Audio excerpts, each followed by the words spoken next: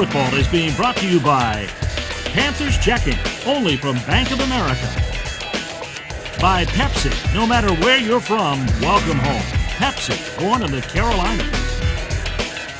By Autoville. Autoville is the car wash provider of the Carolina Panthers. By Bojangles, your official tailgating headquarters of the Carolina Panthers. It's Bow Time. By Sacrete. No matter what projects are in your life, Sacrete has the right concrete and masonry products for the job. Use what the pros use. Ask for Sacrete at your local home improvement store. By Miller Lite. Man up. Choose on taste. Plenty of intense faces already here in week 2 of the preseason. Ron Rivera imploring his guys to step it up after last week's performance against the Houston Texans. Some fans stepping it up as well. A lot of intense looks out there here at Bank of America Stadium on a beautiful Saturday evening. Speaking of new faces, how about some of the fresh faces for this Panthers squad? And here with more on one of those new faces, the Gatorade Heard Around the Core report with Pete Yannity. Well, Mike, a guy the fans are going to want to keep an eye on again tonight, Joe Adams, 4th-round pick out of Arkansas. What the Panthers did was bring in a fellow who led the nation in punt returns last year. In fact, he ran back 4 punts for touchdowns for the Razorbacks in 2011. Then last week here at Bank of America Stadium, he electrified the folks with this 34-yard run back. Spectacular not only for the speed, but the fact along the way he broke 4 tackles, not only impressing the folks in attendance, but getting the attention of a certain quarterback who was watching from the sidelines, and certainly the wow factor was there. Panthers hope that that carries over and then some into the regular season. Panthers haven't had a regular season punt return for a touchdown since Steve Smith did it back in 2003. Well, I think it's safe to say a lot of people excited to see what Joe Adams can do. It was a problem area last year, Ruck. The Panthers in punt returns, not kickoff returns, but punt returns, it can really change the complexion of the game, and that's what they hope they're getting with Joe Adams. And I think they feel like they found it. I mean, you saw last week just how quickly he could change the ebb and flow of a game, and that's what they're wanting. You know, sometimes when you're down and lethargic, you need someone to make a big return to get everybody energized. Of course, the other part of the special teams is the kickoff returns, and that was actually pretty doggone good last year for Carolina. 8th best in the NFL was Polaris, averaging over 25 yards a return. He had a 101-yard kickoff return last year against the Detroit Lions. Now you see the special teams coach for the Panthers, and no question Brian Murphy would like to see his unit put together some big plays, not only in returns but return coverage, which was a little bit of a problem spot last week against Houston. Dan Carpenter is the kicker for the Miami Dolphins. Both these teams a year ago were 6-10. A new era for Miami. Year number 2 now under Ron Rivera and company, and a lot of excitement in the air, including tonight here in Charlotte. Carpenter gets a strong leg into it. Polaris 5 yards back, will take it out. And is tripped up near the 15 down at the 16-yard line, where the Panthers offense will take over 1st down and 10. Cam Newton and company. Cam Newton didn't play a whole lot last week. He only threw 6 passes. He had 2 rushes. So we didn't really get a chance to see a whole lot of Cam. We'll see more of him tonight, though, Ruck. Probably a whole half. And when you talk to the coaching staff, there's no question they want to see these guys look like they're in regular season form, not 2 weeks from now, but tonight.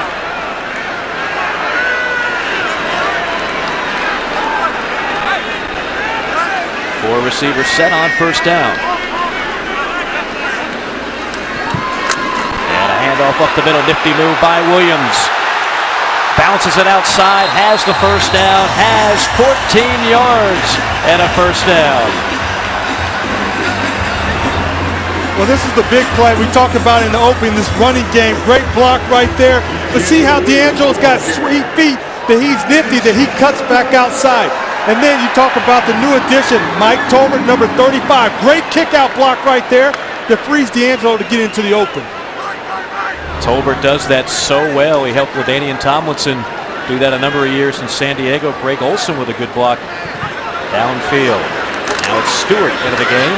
He gets the football. Dances his way to about a 4-yard gain. As we take a look at the Miller Lite starting lineups. That backfield we talked about awfully dangerous. We'll see Williams and Stewart as well as Tolbert tonight. Steve Smith in his 12th year now at wideout for the Panthers. The offensive line, a couple of good ones in Gross and Khalil. Bell and Silatolo still finding their way, but the coaching staff very high on both those young men.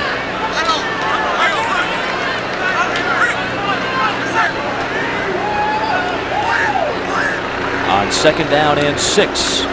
Newton looking to throw for the first time. Looking for the tight end, and he's got him at the 45 and knocked out of bounds in Miami territory. That is Greg Olsen, who enjoyed a great year working with Cam last season. 45 catches, 5 touchdowns, and give him 27 yards on this grab. Well, Olsen a little quiet last week, but he comes back out big with the big catch right here. This play was set up by the 2 run plays before this. So the defense was trying to hunker down on the run, and it opened up the passing game. This is what the offensive coordinator and Chug was talking about. Hey, you got to find a way to get the big plays, and that's a big play. Nice job by Cam to take the hit from Soliai. Newton going to the air again. Got Williams at the 40. Couple of blockers, including LaFell, down the sideline. Late penalty flag as he's tripped up at the 10-yard line by Richard Marshall.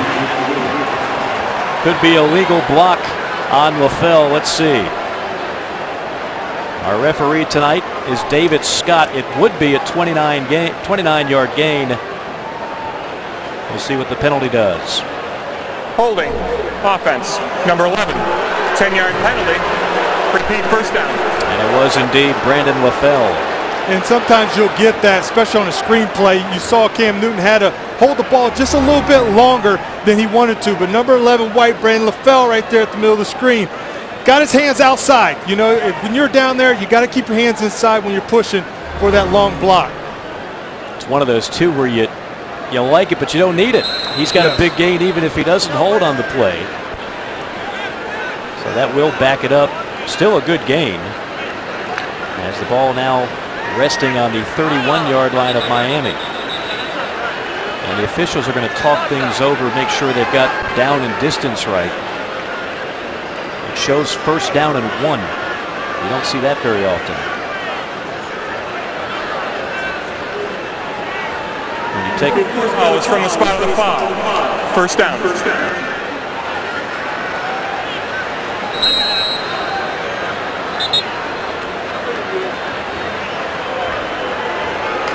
Well, we saw a lot of this last week.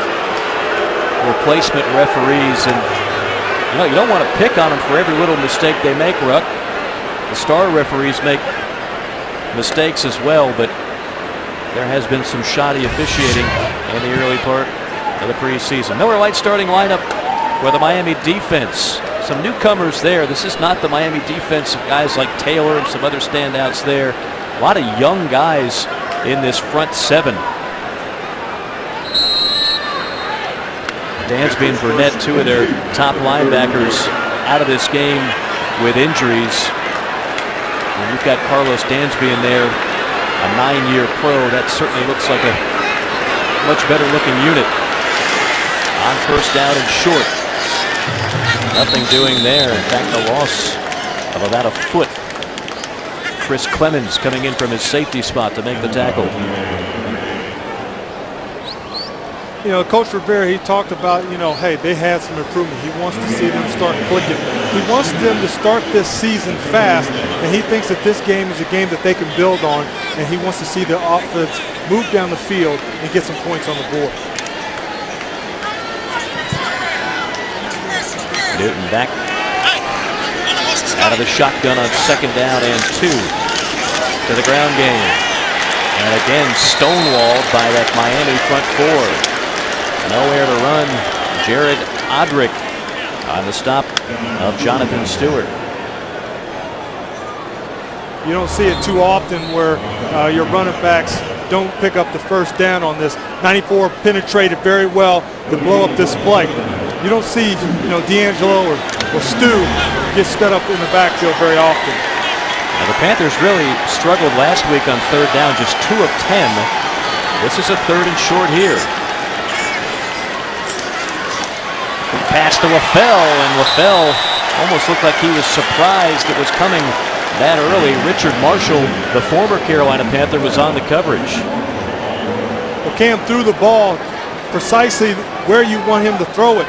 LaFell needs to turn his head and get it back quicker. I saw them working on this in practice. It's a timing route.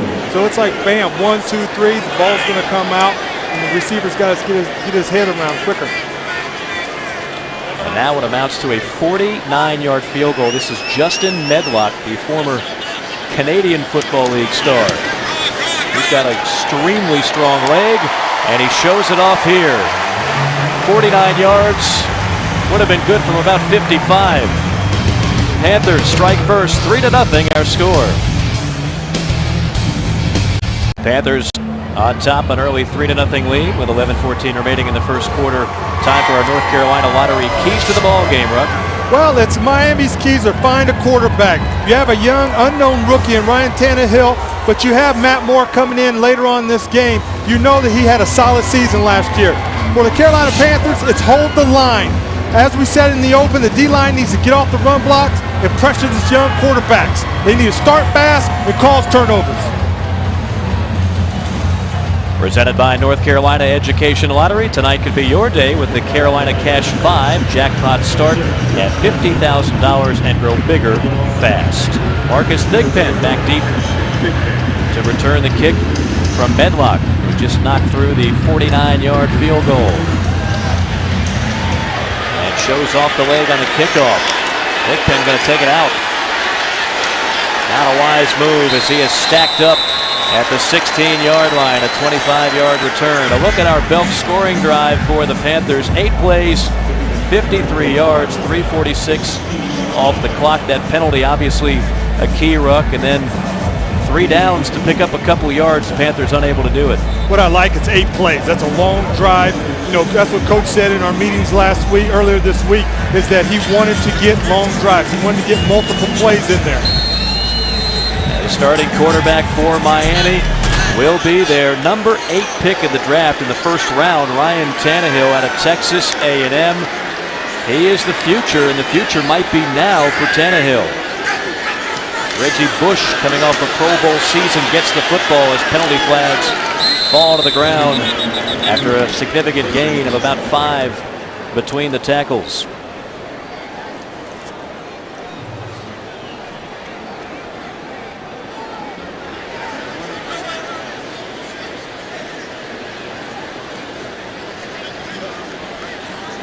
We are confident we will get the call eventually. Offside, 76, defense, 5-yard penalty, repeat first down.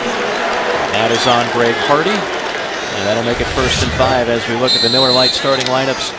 The Miami Dolphin offense, Reggie Bush, again his first career 1,000-yard rushing effort. Gone is Brandon Marshall. You see the offensive line led by Jake Long, a perennial Pro Bowler, the former #1 pick back in 2008. Again going to the ground, and a couple of yards. Nice job. Bear hug tackle by McClain of Reggie Bush. Kuechly also there after a pickup of 3. Panthers defense, speaking of Greg Hardy, Charles Johnson, the 2 defensive ends. This unit got pushed around a little bit last week. They'll try and step it up as well as reserves. Luke Kuechly, an outstanding game #1. Anderson and Phillips, of course, Beeson and Thomas Davis still out with injury. And the secondary, Gamble and Munnerlyn. But look for Josh Norman, number 24. He'll be out there a lot tonight. He's trying to earn a starting job as a rookie. On 2nd and 2. Tannehill passes deflected and hits the ground. Almost a chance to pick that one off by big number 97, Terrell McClain, the 2nd-year man out of South Florida. Well, the Panthers came with the blitz right here. You want to rattle this young quarterback, and they did that. They did that by getting their hands up by Charles Johnson. Sometimes you don't get the sack. The second best thing is to get your big mitts up and knock that ball down. Big play by Big Money, now in his 6th year from the University of Georgia. Now a 3rd down and 2.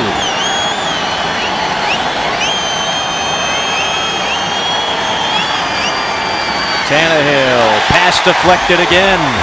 And it falls incomplete. I believe Kuechly got his hands on it. Yeah, great job by the defense. They weren't full with the run formation, and they had him pretty covered, blanketed. That's defensive coordinator Sean McDermott. He's been waiting for something to get fired up about.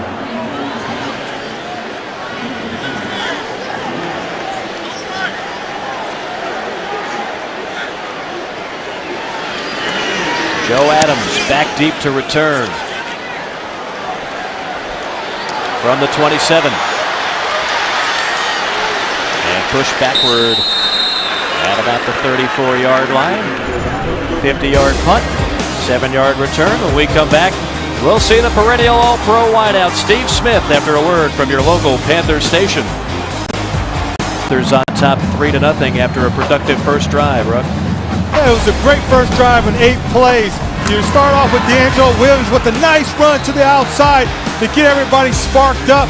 And then you had great pass protection and Greg Olsen catching the big pass down the side. Then you come back with another screen, D'Angelo getting the ball, getting it down. 8 plays, you had a lot of big plays, and that's what you're looking for to get something sparked early in the game. On play action, Newton intended for Smith and broken up on the play. Great coverage by Vontae. First round draft pick for the Dolphins.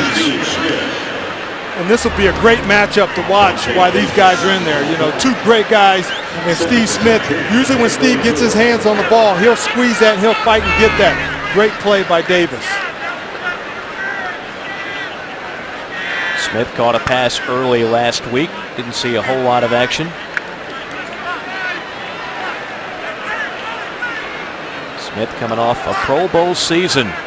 5 in his career, 699 career receptions. Newton tries to set up the screen, but threw it high for D'Angelo Williams.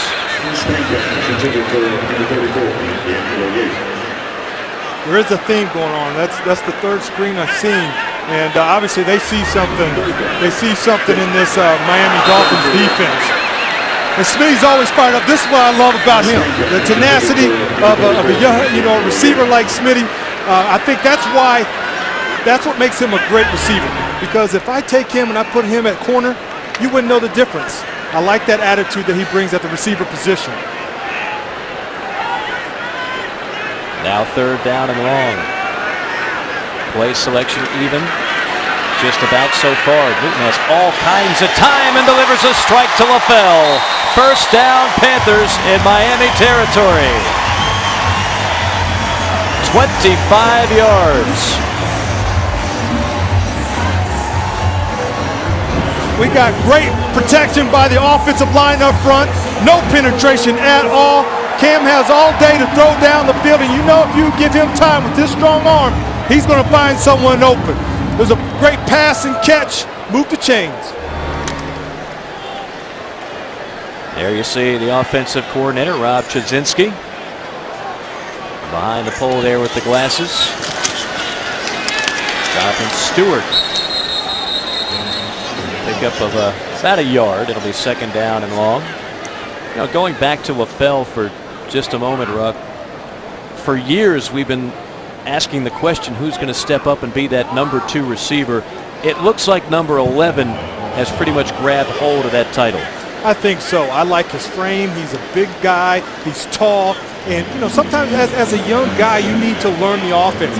Last year, they had an offseason that was short.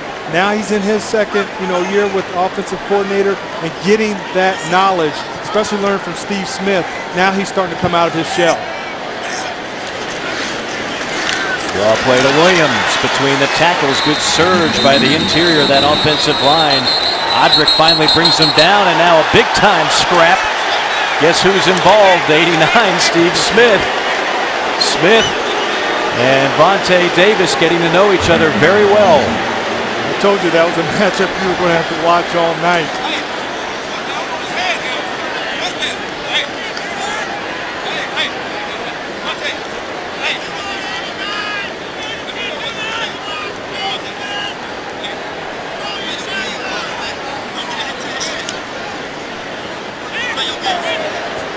Personal foul. Defense, number 21. 15-yard penalty. Automatic first down. Vontae Davis, who actually was without his helmet after that altercation, gets flagged. Yes, I think he was on the losing end on that. Just a little extra pushing, some stuff that isn't needed. But, you know, when you're wrestling with Steve Smith, I mean, he's just not your average receiver. He's strong. He is very strong, and you just go to the weight room and see kind of the weights he pushes around. That's not a guy that you want to wake up and get angry. Scrappy. Steve Smith has never been short on scrappiness, that's for sure. So after the penalty, great field position. 1st and 10 now from the 19-yard line. Olsen and Hartsock in at tight end for the Panthers. Newton fires, complete, and down just inside the 1 to Hartsock, the tight end. 18-yard pickup, and he just missed rolling into the end zone before being touched. Well, Hartsock just gets right down the middle. Great protection once again, but they're finding an opening in this defense, and that's right in the heart of it. Great pass, great catch, him stretching out, getting that ball. What I like about the offense is they're getting big plays, and they're running the ball, they're passing the ball, they're using receivers, and they're using these big tight ends. Stewart behind Tolbert. Newton bobbles the snap and has to pounce on it immediately. It'll be a loss.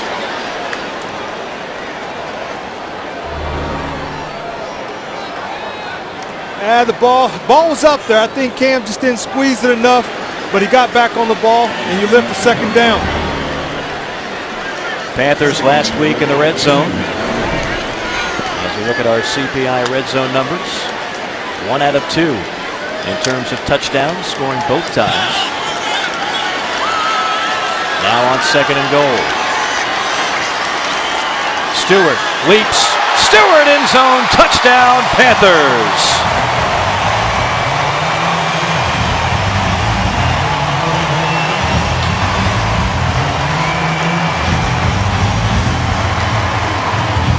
Well, the running back's Jonathan Stewart. He gets his opportunity inside the 5, and he knows that he's going to capitalize on it.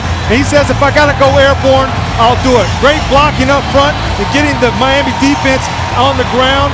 Great job up front to the big old lineman.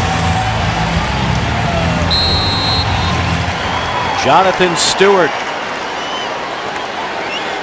who ran for 4 touchdowns last year. Mari tacks on the extra point. And the Panthers out to an early 10-0 lead. 6:31 remaining in the first quarter. Panthers with 2 impressive drives to start things off here in Charlotte.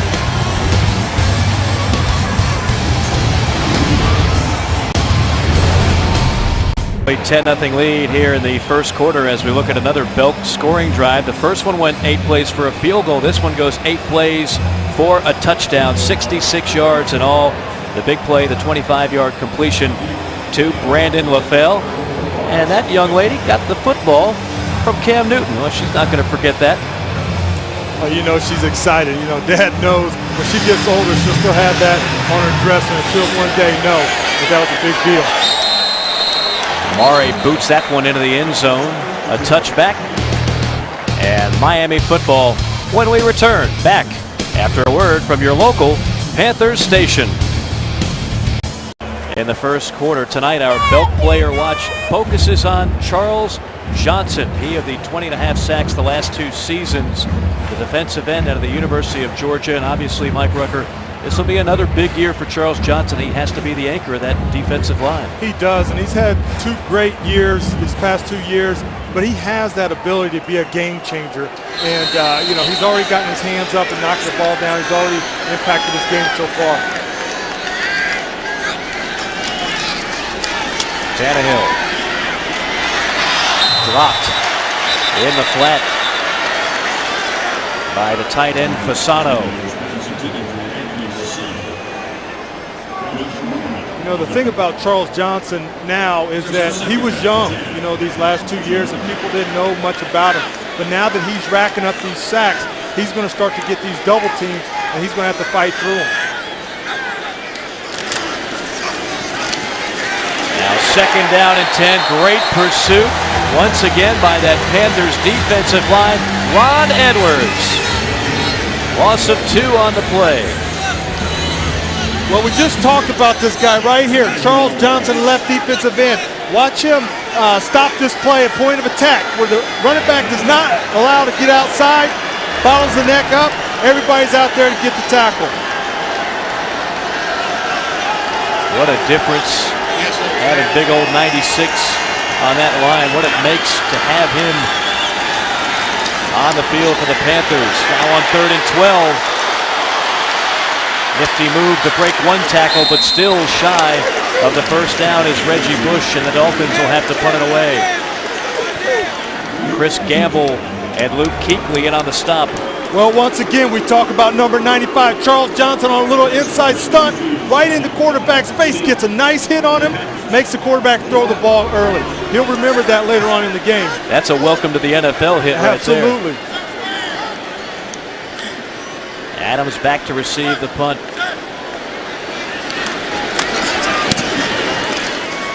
It's a good one. All the way to the 11. Adams knocked at the 19 and finally goes down at the 20 after a couple of strong hits. A 61-yard punt, 7 on the return for the rookie out of Arkansas. Panthers 10, Dolphins nothing. Some hard hitting going on here in Charlotte. Smiles on the Panthers sidelines, both offensively and defensively. Defense pretty much got called out a little bit last week, Rook, not only by some of the people here around Charlotte, but also the coaching staff. Ron Rivera came right out and said, we got to play much better football. Well, I think that they've done a great job. You know, that last series, 3 and out. You know, we talked about Charles Johnson and the impact that he can be in a game changer. He was in each one of those 3 plays that last series, and they are stepping their game up, and they're responding to what Coach is talking about. 2 3-and-outs for the Panther defense, 2 8-play scoring drives for the Panther offense. Newton rolls out right and completes it to Smith. That'll move the chains. Another grab for number 89.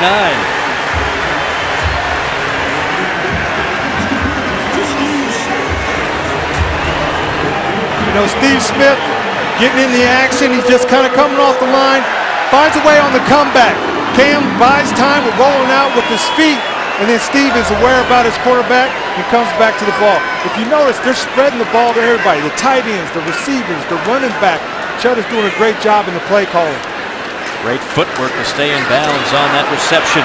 This is D'Angelo Williams bouncing it outside and gobbles up 4 or 5 yards. You know, Steve Smith, I mean, you saw him early in the blocking game. You know, he's a guy that is multi-dimensional. He can run, he can hold the ball, the point of attack in his blocking, and he can catch the ball.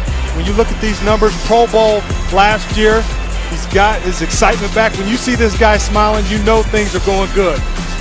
And one of the best things about last year from a Smith and Panthers standpoint, he stayed healthy all 16 games. That is so crucial for this offense. On second down, another completion, Greg Olsen. He's got first down yardage after a pickup of 6, and the Panthers offense is rolling right now. You know, I asked Chud, you know, with all these weapons, how do you keep everybody happy? And I can tell you what, in watching this game so far, it's really easy keeping everybody happy. He is spreading the ball to everybody, and everybody is feeling the love tonight.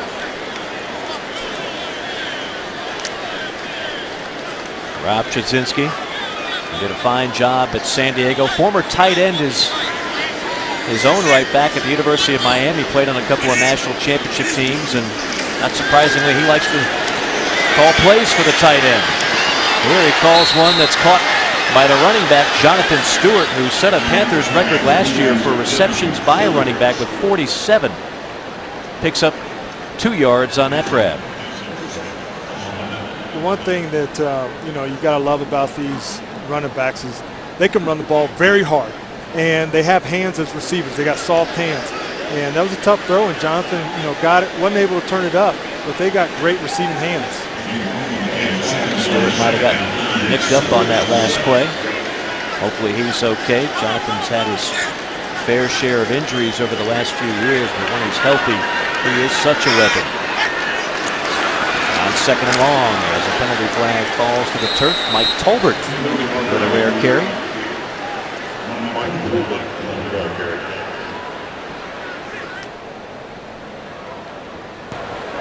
Offside.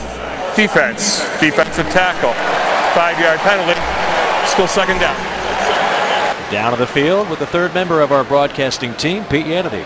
Well, Mike, I've been watching the left side of that offensive line. Of course, you've got a veteran tackle in Jordan Gross, but new to the ball club this year, a rookie trying to get the starting job at left guard, Amini Silatalu. What a run he's trying to make. He played at Division II Midwestern State, was one of only a couple of guys invited from the non-Division I level to the Senior Bowl last year, and they were excited about this challenge for him tonight because the Dolphins this year are going with a 4-man front, so Silatalu's getting quite a workout. Newton cocks and fires deep downfield, and flag falls to the turf. It's picked off by Sean Smith, who was draped all over Steve Smith. Looked like terrific coverage. We'll see what the call is.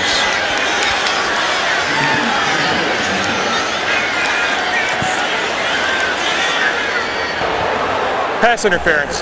Defense. Number 24. Ball placed at the spot of the foul. Automatic first down. Well, maybe that's why the coverage was so good. You know, this is the battle of the Smiths.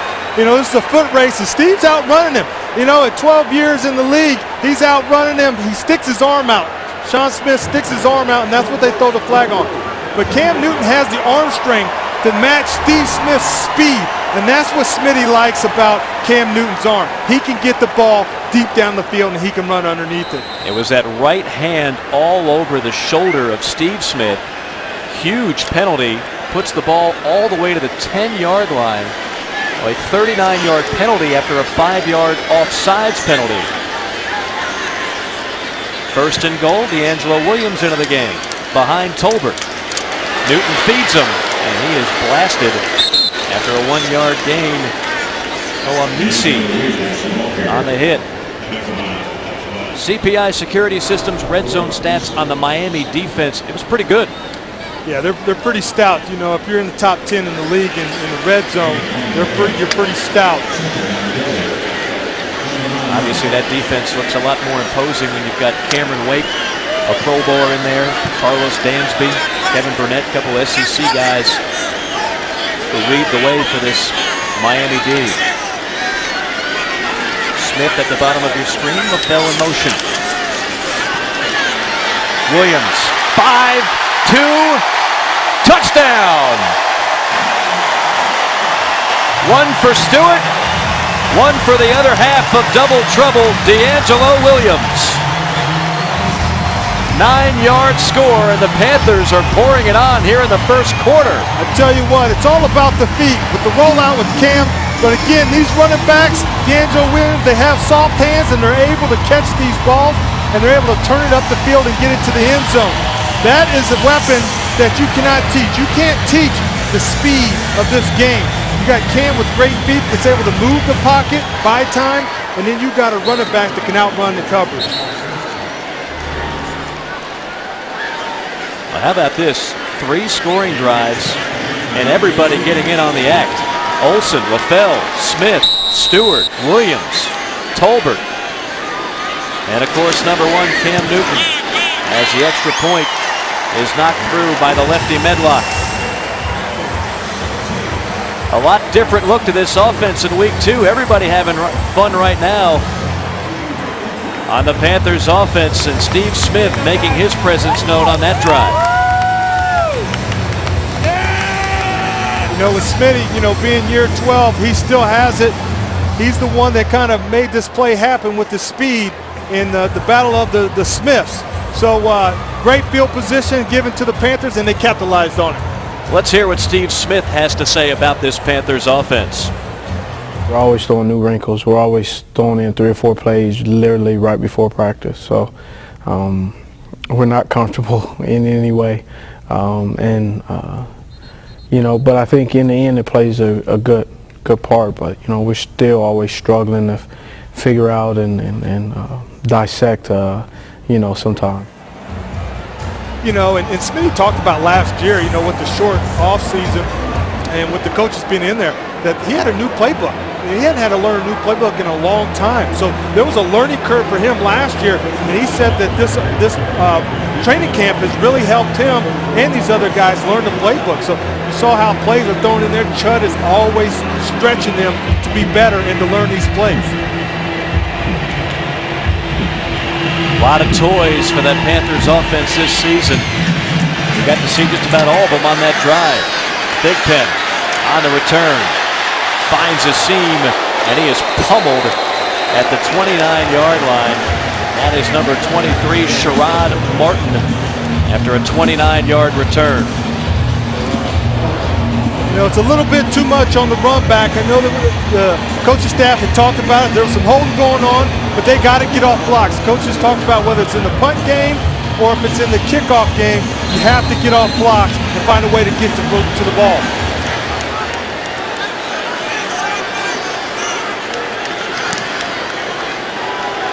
Miami has not been able to get anything going offensively so far in this quarter. On first down, Tannehill throws one low, and even had it been caught, Wonderland was right there in the grill of Reggie Bush, and now some more tempers flaring. Well, it doesn't feel like week 2 of the preseason. It feels like a playoff atmosphere out here. Yeah, they're a little chippy. You thought that it was like week 14.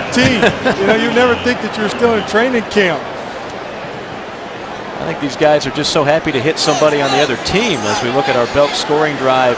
6 plays, 80 yards, 3:55 off the clock. Obviously, the pass interference call against Steve Smith, a huge one. Great pursuit there by the Panthers defense once again. And how about Charles Johnson? We talked about him all day, and we talked about him being a game changer. And this is how you change the game in the pass game or the running game. He just makes him whip, and he puts that big body on that running back. He got by Jonathan Martin, the tackle, like he wasn't even there. 3rd and 10. Tannehill completes it near the 40. And diving forward is Devon Bess, who for the time being might be their go-to receiver. It's Bess, Nene, Hartline is hurt. Everybody has heard about Chad Johnson the last few days. They don't have much in the receiving corps. And that will be the final play of the first quarter. What a first quarter for the Panthers. Pure domination offensively, defensively. 17-0 our score. We'll see if the D can keep it up when we return.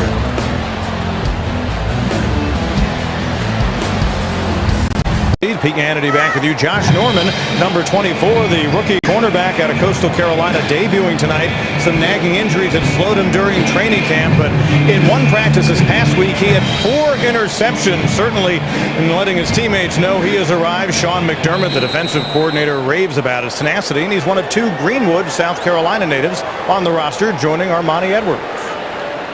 He's a good-looking player, and he's going to be a factor as a rookie, no question about that. Speaking of good plays by cornerbacks, a nice one there by number 30 for the Panthers, Charles Godfrey. As we look at our first quarter stats, brought to you by Bank of America, and as you would assume by the score, pure domination in just about every statistical category imaginable. 152 total yards to 23. That pretty much tells it all. Penalty on second down, and again, great pursuit by this defense. Kuechly in on another tackle. Offside. Defense. Number 76. 5-yard penalty. Remains second down. And that's on Greg Hardy. Daniel Thomas, the ball carrier. Yeah, that hurts. That was a great defensive play by Luke Kuechly. And to give it back on the offside, that's a mental error on Greg Hardy. Greg Hardy, who actually played in high school and in college with one Michael Orr. Both from Ole Miss. Tannehill with plenty of time. And that'll be good for a first down to Roberto Wallace. You know, Tannehill, they wanted to give the rookie a start behind the first offensive line, and it's been tough so far. But they're trying to hurry the count up. They're trying to get everybody to the line of scrimmage to get him some action, to try to get his wheels rolling. Jason Phillips races off the field. Thomas, the lone back. Tannehill. Incomplete, intended for Wallace. That's really been a trend, Mike Rucker, in the NFL. There was a time when you took a quarterback, even in the first round as a rookie, you didn't expect to start him right away, but that's been changing a la Cam Newton last year. Well, you have Sam Bradford the year before, then you have Cam Newton. I mean, these guys are paving the way and saying, hey, we can play right away, so why wait 2 years? So let's go right now. Throws that one wide of the mark. Tannehill, the number 8 overall pick in the draft. Very smart kid. He was actually a pre-med student at Texas A&M, and also his first 2 years, he was a wide receiver, so there's no doubting the athleticism of Tannehill. The question in going back to draft day was how good a passer was he, and was he going to be at this level?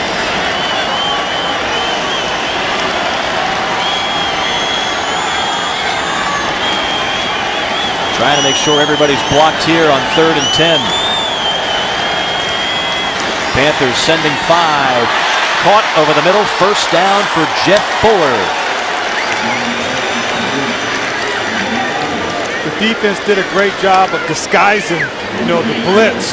And you see the linebacker Kuechly dropping right out. It pushes a little bit wide from that wide receiver. He was in great position at first. He would have just carried back, but slid out just a little bit too far and had a little crease for Tannehill to get that ball in there.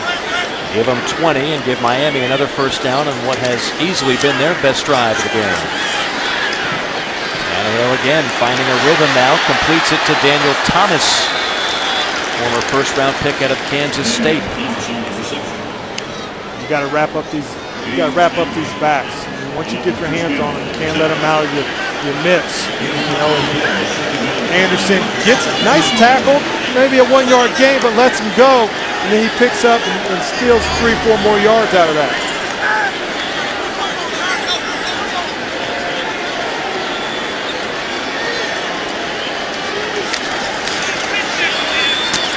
Tannehill pats and fires. And that's complete right near the line. Devon Bess might have gotten a yard out of it.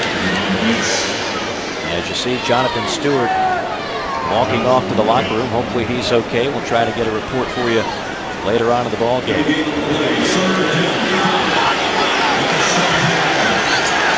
This is the 11th play of this drive after a couple 3 and outs. And penalty flags look like a motion penalty on Miami. Offense, number 68, 5-yard penalty, still 3rd down. That's Incognito, who would rather be incognito after the penalty. A look at the CPI Security Systems red zone numbers for the Dolphins last year. Not good. Yeah, that's not good at all. And, the Panther defense, I mean, this is an opportunity to get better because they weren't good in the red zone either. So it's an opportunity for them to work on their red zone defense too.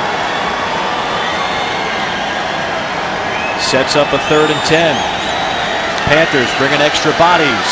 Pass is right on target and a nice diving catch. That is 14 for the Panthers. Marlon Moore. Great protection for the Miami offense. They gave Tannehill time to throw the ball. Nice out route and a nice catch by the receiver.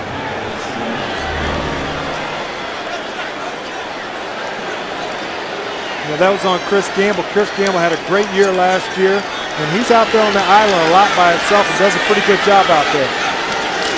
Slayton, the former Houston Texan, gets wrapped up and wrestled down by Jason Phillips, who played very well last week and looking good so far tonight.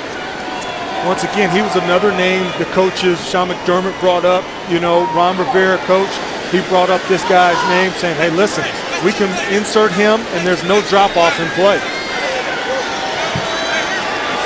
This drive already 12 plays, 61 yards.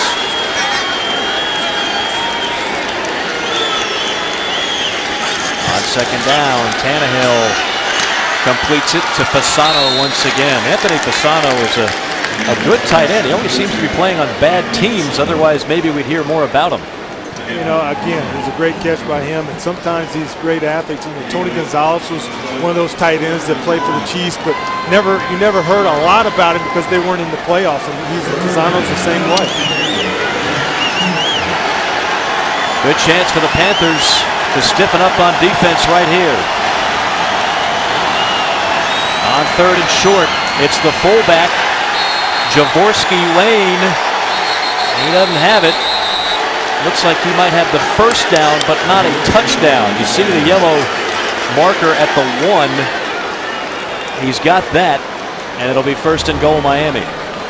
Looks like a little early movement by the offensive line. The refs didn't catch it, but it looks like he got the first down. He's moving the sticks.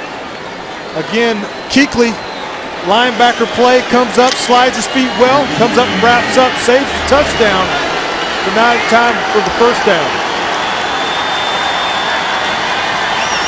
Now it's Thomas, probes the left side and finds pay dirt. Touchdown Miami. A 1-yard score for Daniel Thomas, and the Dolphins are on the board. A very impressive drive. And I think this is something that the Miami offense and the coaching staff wanted. They wanted a drive that they could sustain. You see Incognito pulling out there, creating that lane for the touchdown.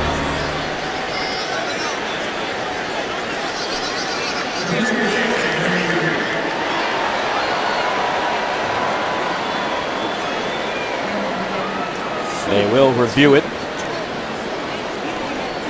You'll see this a lot. This is the new NFL. Review scoring plays. Stands. Touchdown. And turnovers, but not a whole lot of time necessary to review that one. A 14-play drive. Make it 15. 15 plays for Miami, capped off by the touchdown by one Daniel Thomas. And now Carpenter on for the extra point.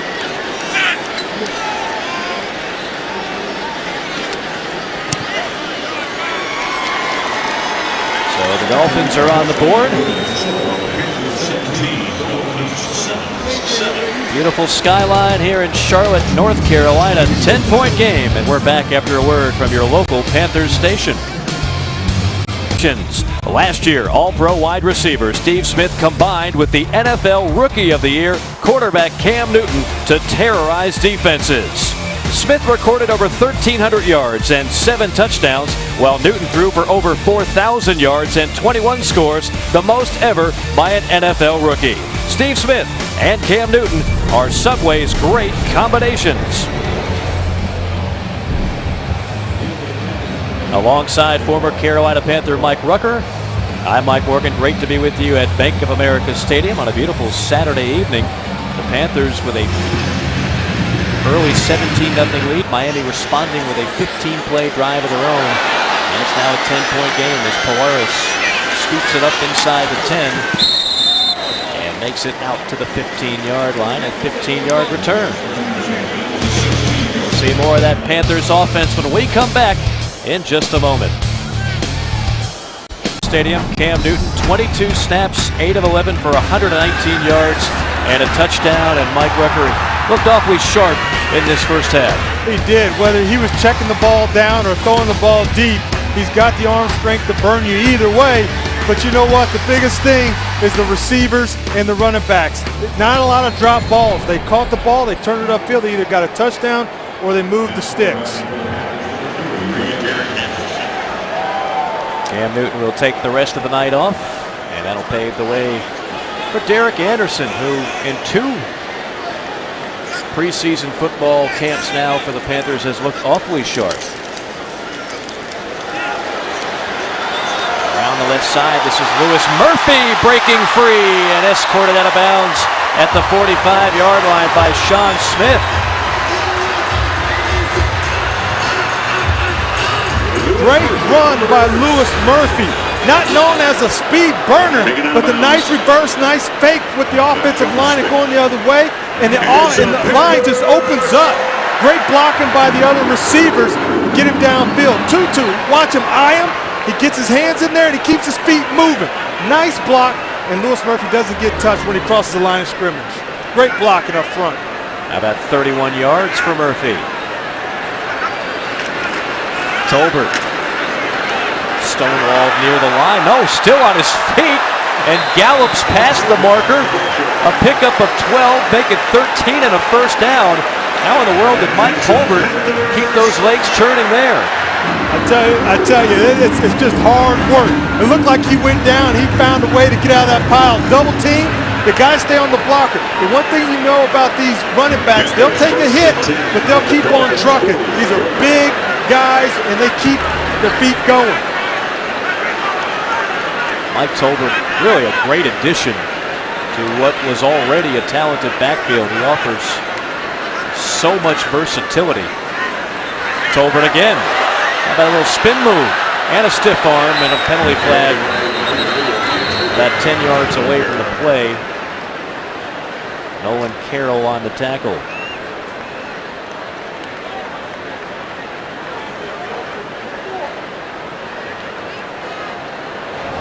Holding, offense, number 82, 10-yard penalty, repeat first down. Well, we talked a lot about Mike Tolbert. He's got a big fan and one Jonathan Stewart. Tolbert, he's a fullback, running back, tight end, receiver, you name it. He, for his size, he's got good feet, and he runs good routes. And when he got on the squad, we understood exactly the reason why I really sought after him. Well, if you remember earlier in the game, I think D'Angelo Williams, and he had a great block at fullback, and now all of a sudden you throw him in at the running back spot, and he's ripping off 10 yards plus. He is very versatile. Like Stu said, you can line him up anywhere on this field, and he's going to give you production. You see why Chud brought him here for this offense. A lot of the backups in the game now for the Panthers, including Polaris and Murphy.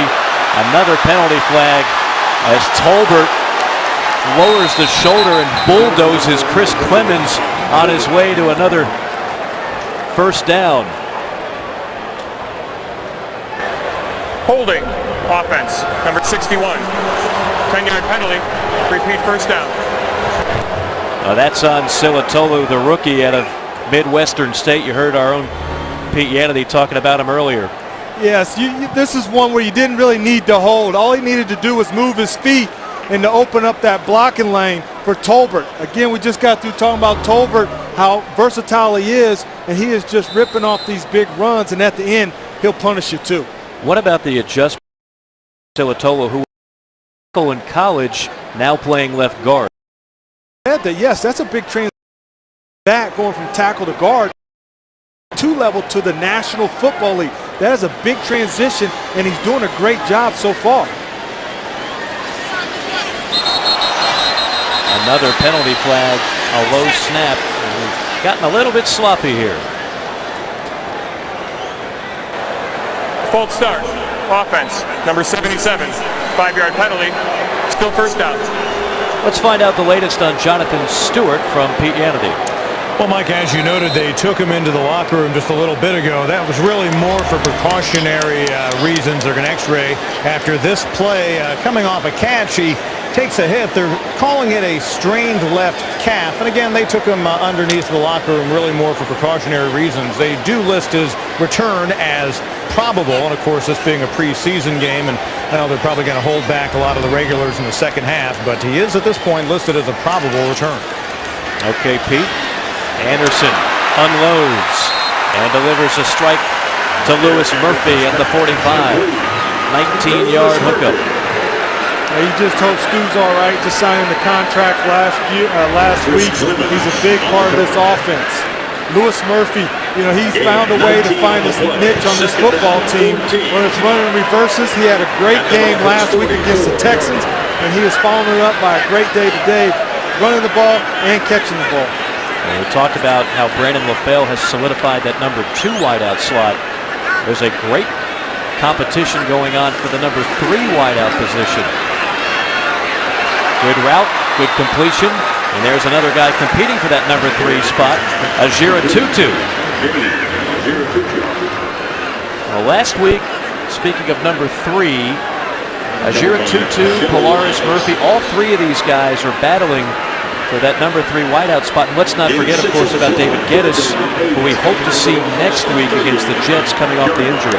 Yeah, it's definitely a great battle at number 3, and what the coaching staff is going to look for, what versatility is that number 3 guy going to give us? Is he in the punt returner? Is he in the kickoff return? Can he run reverses? Can he catch the ball if we need to throw him in at receiver? So there's a lot of things that the coaches are looking for out of that number 3 receiver. And a timeout called by the Panthers just before the snap here on 3rd and 8. And we will take it with them with 5:43 remaining in the first half. Panthers on top, back after a word from your local Panthers station. 7-hour score as we check in with our Krispy Kreme Sweet Tweets. Dallas Cameron 3. Lewis Murphy is going to be one of the league's top receivers in a few years alongside Steve Smith. A lot of optimism coming out of that particular tweet. Medlock Swag is strong with the helmet on. Looks like a young John Casey. That certainly wouldn't be a bad thing. And from Matt Babbitt, does Charles Johnson have a nickname? Call him King Charles. There's something regal about his swagger. I like that last one, King Charles. I'll make sure next time I see him, I'll tell him that. I'm going to start calling him King Charles. It's got a nice ring to it. You can tweet us throughout the night at Panthers, the official Twitter profile of the Carolina Panthers. Hashtag Sweet Tweets. 3rd and long. Little screenplay. Big gaping hole up the middle, and Tolbert will take advantage before the fumble, and Miami's got it. Clemens was there to accept the gift. Mike Tolbert with a huge play. Would have been a first down, 13-yard pickup, and he coughs it up. Yeah, Tolbert is sick about it. He's had a great game so far. But once again, it's a screenplay, which you've seen them run quite a bit today. Great open field run. He's just got nice low on his head with the tackle. He's got to secure the ball. First turnover of the night. Dolphins will have it when we return. There, Thomas Davis as well. Beeson nursing that hamstring injury. Thomas Davis, who you just saw, of course, coming off 3 ACL injuries. In some ways, if he is able to make a comeback and be anything close to the great player that he was, it would be kind of a miracle of modern medicine, I guess you could say. And John Beeson, you know how valuable he is. Tannehill goes down, a sack, another one. Charles Johnson has come to play tonight. This was all strength, Charles Johnson. He's a strong guy. We talked about him being 285 pounds, and he's just determined to get to the quarterback. These same drills, the same thing he's doing right now, they've done all training camp, keeping his arms moving, and there's a nice sack by Charles Johnson. King Charles. A 6-yard loss, a 2nd and 16 facing the Dolphins. Lamar Miller, 4th-round pick out of Miami, picks up a couple. Look, I want to go back to the meeting we had with the coaches this week. One of the things Ron Rivera said about last week, he said, you know what, we've got to get off blocks sooner. We need to get better as a pass rushing team, get into the creases quicker. Charles Johnson has done just that. Well, you've seen, since 09, his numbers have just kept creeping up, and he's done a great job the last 2 years. Over 20 and a half sacks. And that's great when you're around that double-digit sacks. And tonight he's had a great ball game getting after the quarterback. 3rd and 11, the pass is deflected. That's the 3rd time a lineman has deflected a pass. Well, guess who? So I need to say Charles Johnson is affecting the play once again. I mean, once you get in the groove, he's in his zone. Look at the hand movement. Using the hand, his feet never stop. Again, pressuring the quarterback, making him throw it before he wants to throw the ball. And again, the defensive lineman, if you can't get the quarterback down, get your hands up. That was Thomas Kaiser, who recorded 4 sacks in 8 games last year. Coaching staff really likes him a lot. Adams from the 18. And lassoed down at the 31-yard line. 59-yard punt and an 8-yard return. Derek Anderson of the Panthers offense back onto the field.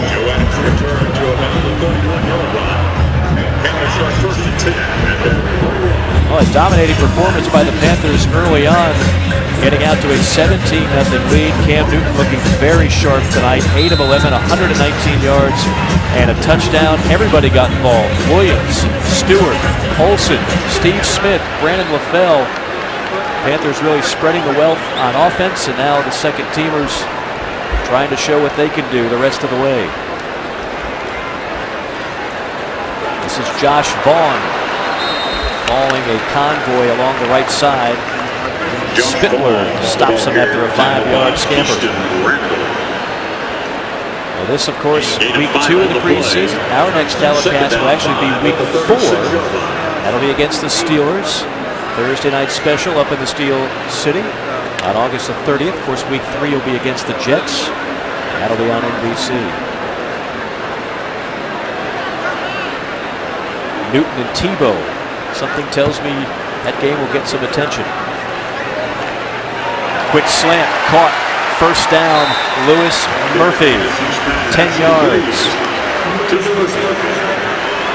One way of grabbing the eyes of it and the ears of a coaching staff is when you get your turn, you make the best of it. And Lewis Murphy is doing that tonight. Pete Yannity standing by. A guy who was acquired just a couple of weeks ago from the Oakland Raiders, has been in NFL for a few years out of Florida, and he really has never overwhelmed you stats-wise. But keep in mind, the Panthers made an early training camp acquisition last year to get Greg Olsen from the Bears, and maybe Murphy can step right in and provide the same kind of impact to the offense. Well, it would be huge if he could, that's for sure. As the Anderson toss falls incomplete, intended for Hartsock, the tight end. You know, I think the thing that Lewis Murphy brings, and he secures that number 3 spot, is that he is able to be counted upon. You can have a decent training camp, but the coaches look about when the lights come on, when your number is called, are you catching the ball, and what do you do after the ball? And so far, he's catching the ball when his time is called, and he's doing a great job of running with the ball afterwards.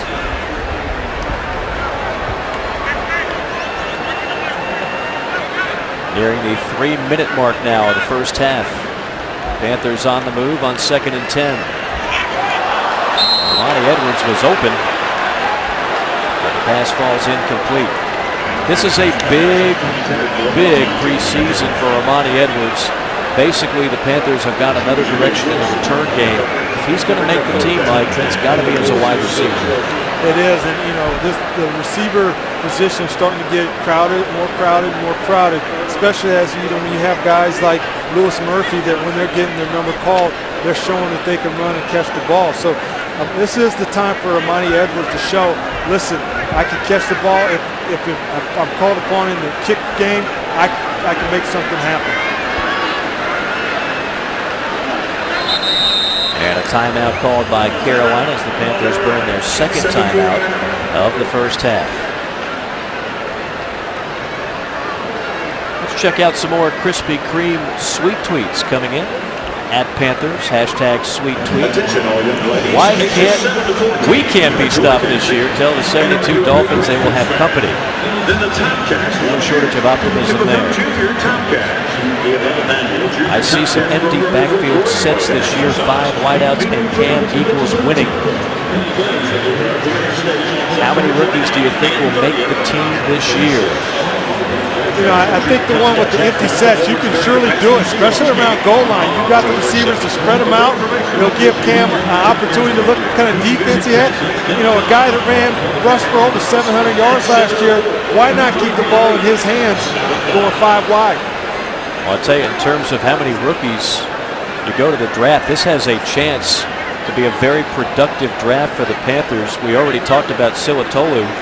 2nd-round pick out of Midwestern State. Not only is he going to make the team, he's going to start. We talked about the defensive back, Josh Norman out of Coastal Carolina. He's going to play, possibly could be a starter. We, of course, have referenced Joe Adams several times, the 4th-round draft pick out of Arkansas, the leading candidate to be the top punt returner.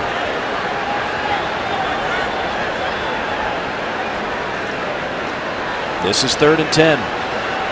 Pump and go. And in and out of the breadbasket. Ajira Tutu, that ball was right between the numbers. He could not hold on. Again, number 19, Tutu. Great route, but when we talked about when your number is called, you got to be able to catch the ball. That was a crucial down. He catches that ball, you move the sticks, the drive keeps going. When your number's called, you have to take advantage of it. It doesn't come all the time. Well, we've talked about the kicking battle. There's a pretty good punting battle as well between Nick Harris and Brad Nortman. Both guys have looked good thus far in camp. And this one will sail into the end zone off the foot of the rookie from Wisconsin. Let's find out what's coming up at the half with Pete Yannity. And our Verizon halftime show, Mike, includes a look around the NFL of the preseason action tonight, a recap of this first half. And also, we feature in on the guy in the middle now for the Panthers, Luke Kuechly. His hobby away from football is a sport that's growing in popularity around the Carolinas, so he'll fit right in. And even though he's all grown up and a big NFL football player now, well, he still needs mom's touch. He certainly did when he moved into his new home in Charlotte. And Luke Kuechly, you will learn much more about him coming up at the half. Look forward to it, Pete. Dolphins on what could be their final drive of half number one. Pass is thrown away by Tannehill. Frank Alexander, another rookie out of Oklahoma, pressuring the quarterback there. Frank Alexander out of Oklahoma. He's a good young defensive end with good foundation. Coach Washington, the D-line coach, has really been working with him and really likes this young kid. They got him in the 4th round. He was the Big 12 co-defensive player of the year from Oklahoma. Tannehill can't get out of trouble. Sacked by Alexander right on cue as a penalty flag falls. Well, this defensive line has played extremely well tonight. Holding. Offense, number 76. That penalty is declined. Brings up 3rd down. And you can give Alexander his first sack in a Panthers uniform. Well, you see number 90 on the left side of the screen. He's just going to come and fight through this, and he's going to get this quarterback down. We see why the coaching staff likes this young defensive end out of Oklahoma. You know, they feel like they got to steal. You know, when you say Big 12 Defensive Player of the Year, you can see why. Panthers bluffing on the blitz, and not much there for Miller on 3rd and long. Miami will punt it away. So another good series there for the Carolina defense, which has played, with the exception of one drive, extremely well tonight. Another opportunity for Joe Adams, who won the Johnny Rodgers Award last year at Arkansas, going to the nation's top return man.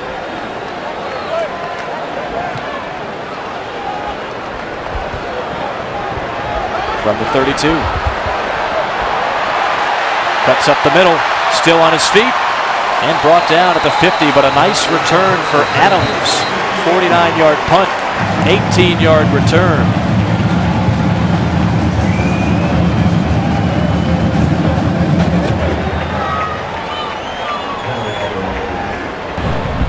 Holding, number 56 of the receiving team. 10-yard penalty. 1st down, Carolina. That's the backup linebacker, Kenny Anatoli. You know, every time that he's back there, you just kind of hold your breath. You think something's going to happen. I haven't held my breath like this since Steve Smith was back there catching those punt returns. Well, this offense from last year to this year, going back to 2010, it was bad. It was the worst in the NFL, and then last season, very good, a top 10 offense, 25 points per game, a huge turnaround. Look at their turnaround in yards per game, 131 more per game, more on the ground, more through the air. The Panthers led the league with 5.4 yards per rush. They pretty much did everything well last season in Rob Chudzinski's first year as the offensive coordinator. Right before the 2-minute warning, a quick slant, and look out, here comes Polaris, the former Hawaii star who has speed to burn on a big play, finally tripped up by Wilson after a 32-yard scamper. That'll bring us to the 2-minute warning. Panthers 17, Dolphins 7. Back after a word from your local Panthers station. 5 of half number one, which has been a good one for the Panthers, 17-7. The offense and defense looking good. The first teamers especially good, including that man Cam Newton, who was 8 of 11 for 119 yards. First touchdown pass for Cam Newton here in this preseason of 2012. And now see if the second teamers can string together a touchdown of their own. Rogera Tutu, Murphy, and Polaris into the game at wideout.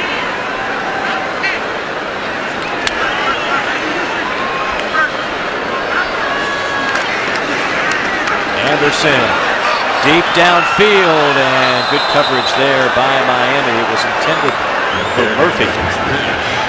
Let's go back to the grab by Kealoha Polaris. Nice play action fake, skinny slant inside. He catches it and he keeps on running. Nice catch by Polaris. Keep in mind, that's a young man who was a running back when he first got to Hawaii, and then eventually got to play wideout his senior year, and he lit it up in that June Jones offense. You see a lot of these guys are versatile. They're playing multiple positions and very talented. On second down, draw play up the middle and a big hole for Josh Vaughn.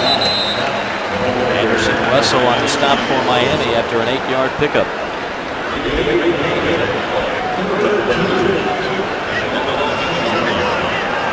This is great work for them to get some work in the 2-minute offense. Right now they're in control. They can work the clock if they want to. They can run. They can throw the ball.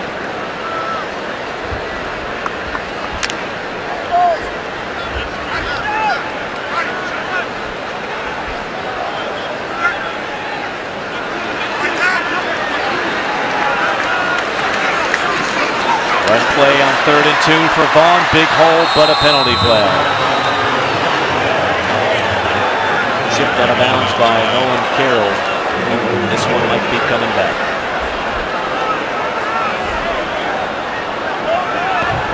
Holding, 83, offense.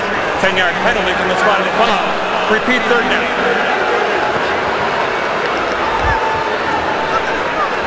Lewis Murphy, 83.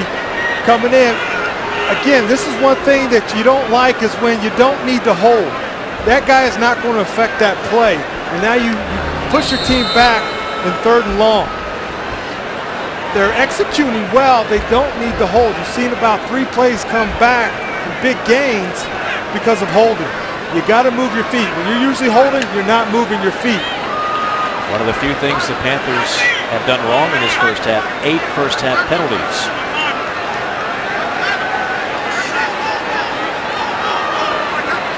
On 3rd and 8. Blitz coming. Anderson firing. And incomplete for Murphy.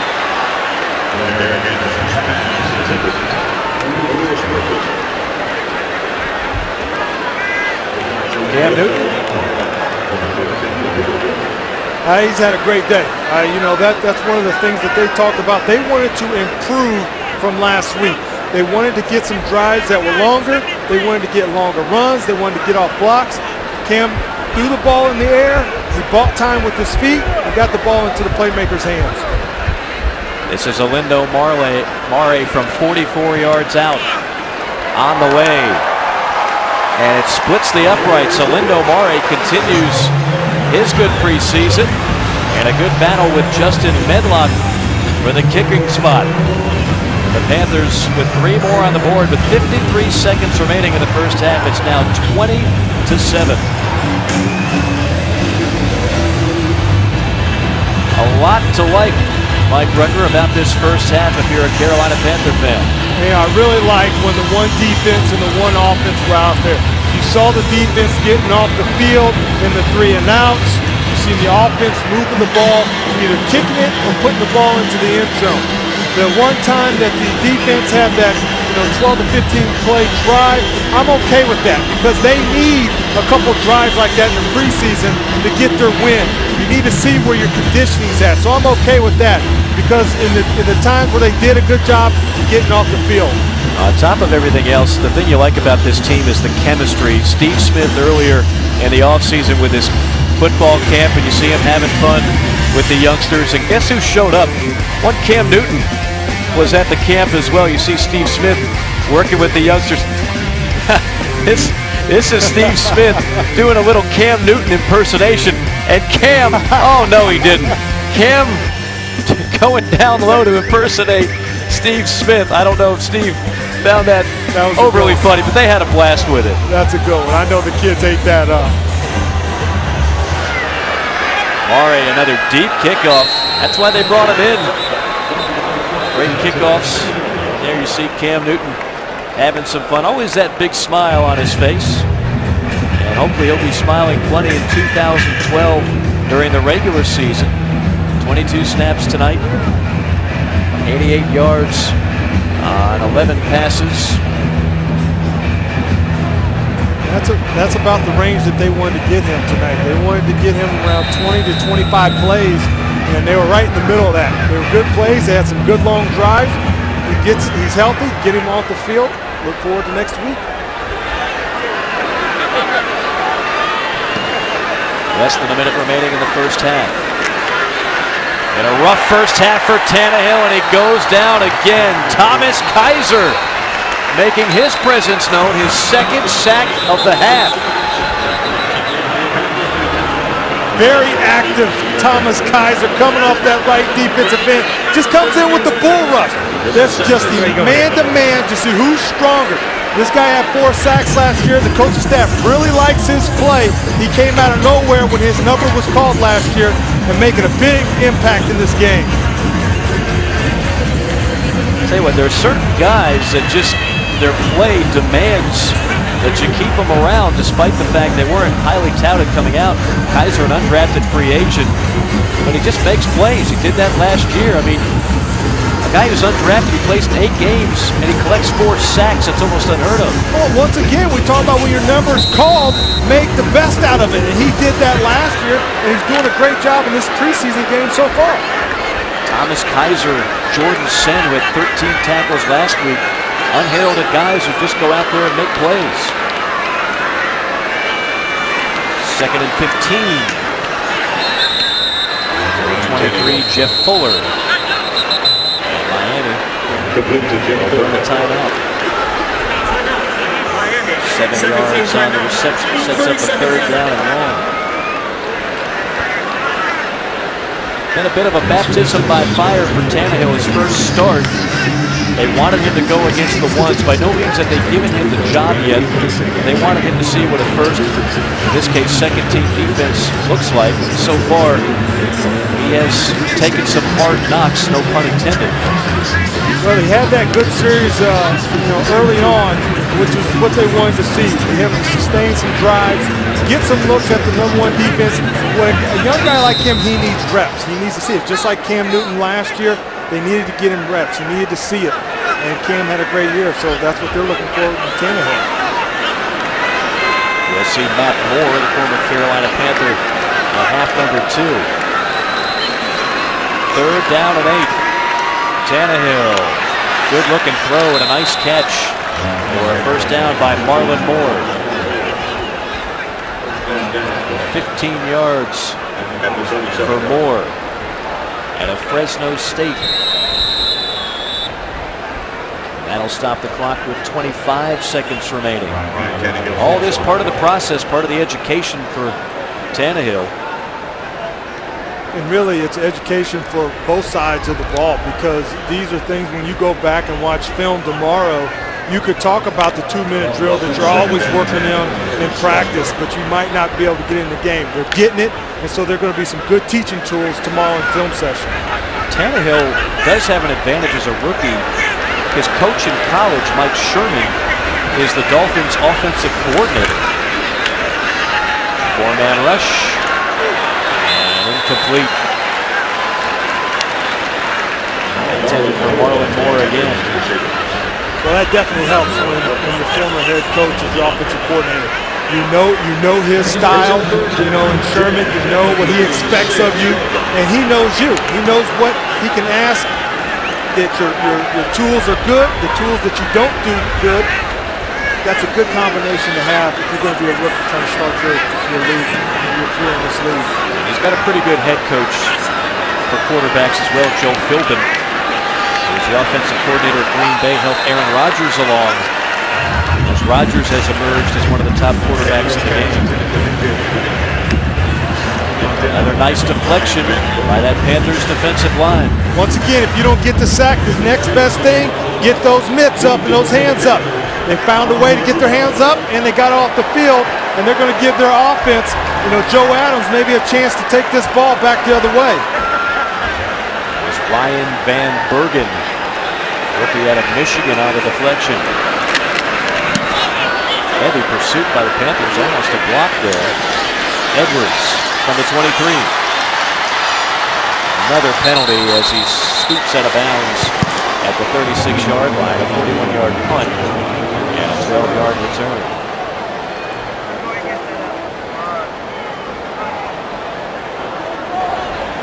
During the return, clock in the back. On the return team, number 22, 10-yard penalty, a first down.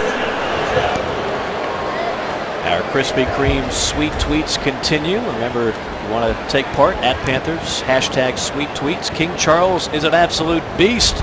He's hungry, and I love it. From Bearded Hawks. Panthers defense looks stout. Think how much better we could be with Davis and Beeson lining up at linebacker, that's for sure. And Polaris bringing some of that Hawaiian breeze to Charlotte. I like that. I do like this defense right now, but I'm going to like it more when you get those other two guys healthy. No question about it. That'll put an end to a very productive first half for the Panthers. Coming up at the half, scores including the Saints and the Jaguars. And Pete Yannity sits down and talks to linebacker Luke Kuechly. 20-7, our halftime score. A very impressive performance by the Carolina Panthers here in week number 2 of the preseason. Week number 1, let's face it was a little bit sloppy. We only saw the starters for about a quarter. Tonight, Ruck, we saw them for most of a half. Offensively, defensively, everybody chipped in seemingly, and all played well for the Panthers. I was very impressed with both sides of the ball tonight. The defense finding a way to get the ball and get off the field. The offense, they found a way to extend the drives. There weren't the 2-3 play drives. These were 8 play drives, back-to-back drives that breaks down the opposing defense. So both sides did a great job of either staying on the field or staying off the field. You start with the offense, Jonathan Stewart. We're one of the touchdowns that the big guy found a way to get in. And D'Angelo Evans said, wait about me. He catches the ball. Williams finds a way to get into there for the touchdown. The offense was active all night. The Dolphins tried to answer the call with their own touchdown. The defense, they said, hold on, offense, what about us? Charles Johnson, King Charles, as we know him tonight, find a way to get some pressure. And then Thomas Kaiser jumping in the action for his sack. The offense is very good tonight, and the defense did well too. Great first half for the defense, and particularly Charles Johnson, as we look at our halftime stats brought to you by Bank of America. Look at total yards, 295 for the Panthers, just 94 for Miami. The Panthers controlling time of possession. Penalties, the one thing obviously that you'd like to clean up a little bit, but again, it is week 2 of the preseason. All in all, you couldn't ask for a much better effort by Ron Rivera's group for the first 30 minutes of this ball game. I think you're absolutely right. I think that when you have the offense putting up almost 300 yards in the first half, I think everybody's going to be pleased with that. So now we'll see some of the backups in half number 2, some guys battling for starting spots and others just trying to make the team. It'll be Miami ball first in half number 2.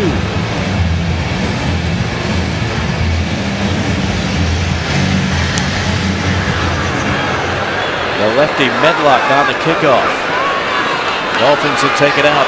This is Thigpen with a big crease up the middle and out to the 30-yard line. 35-yard return. That's not the way you want to start the second half. When you had a good first half, coach, look how you come out the halftime and giving up almost 31 yards. That's not good. And there's a name familiar to many Panther fans, Matt Moore, quarterback here for the Panthers.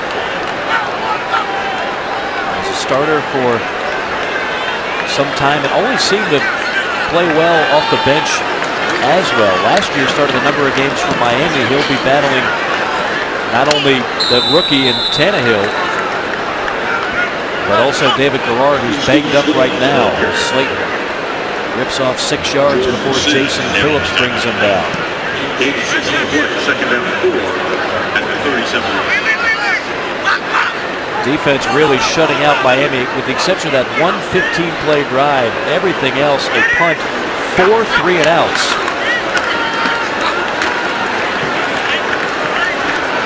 Good strong run up the middle, and that'll give Miami a first down. Slayton again, the former Texan, former West Virginia Mountaineer. Well, you look at number 53, Jason Phillips. We've talked about him early in the broadcast about the coaches noticing his play. He comes up and fills that hole. He sheds that block, and he gets off of it for the tackle. That's what you're looking for in your middle linebacker. Moore skips around before firing, incomplete. Looking for Roberto Wallace.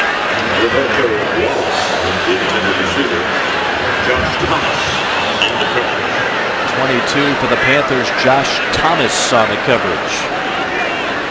Dolphins second down 10 at the 44-yard line.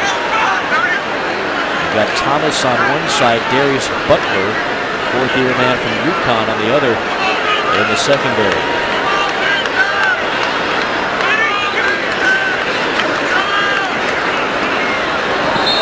Incomplete, did not maintain possession going out of bounds. Clyde Gates was trying to make the grab out of Abilene Christian. Coach Rivera talked about last week on either the offense giving up sacks or the defense being on the field too long, that from the number 2 and the 3 group, he wanted to see that play improve. And that's something that we should be looking for in this second half. Can this defense get off the field and match the play of the number 1s? 4-man rush. And the pass is incomplete for Moore, and they'll put it away. Josh Thomas, good coverage there for Carolina. That's a great way to get off the field. You give up a long kickoff return to start the second half, but they found a way to get off the field. They challenged up front, and they, Matt Moore being a veteran, they didn't make it easy on them, and now they're giving their offense the ball. Armani Edwards back to receive the punt. The 2-time winner of the Walter Payton Award at the 1AA level. Fields it from the 19 and is immediately wrestled down after a pickup of a yard, maybe 2. Panther defense has come to play tonight. Charles Johnson dominating. Kaiser in on a couple of sacks. We'll see if they can continue the effort when we return. 13:31 remaining. Panthers leading at 20-7. Good news for that man, Jonathan Stewart. The X-rays were negative. Picked up earlier in the first half, but he should be fine. Won't see him the rest of tonight, I wouldn't think. Starters have given way to the backups, including quarterback Derek Anderson in his 7th year. A run to the left side by Lyndon Rolls out of Humboldt State. Did you ever play against Humboldt State when you were at Nebraska, Ryan? I do not know where that's sounds like a homecoming opponent for the Cornhuskers. Sounds like a great place, but I don't know where that's at. You guys would never run up the score on a Humboldt State, would you? No, we would not. First half possessions for the Panthers offense, very good. Scoring on the first 3 drives. Then the fumble and a punt, another field goal added on before the half.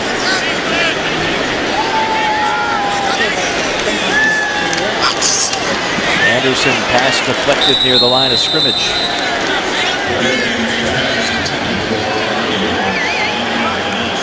Like Olivier Vernon, 3rd-round pick out of Miami for the Hurricanes, getting his big paw on that one. We talked about it's a new era for Miami Dolphin football. Joe Philbin, the new head coach, Mike Sherman, the offensive coordinator. A weird few years for Miami. Kind of hard to believe.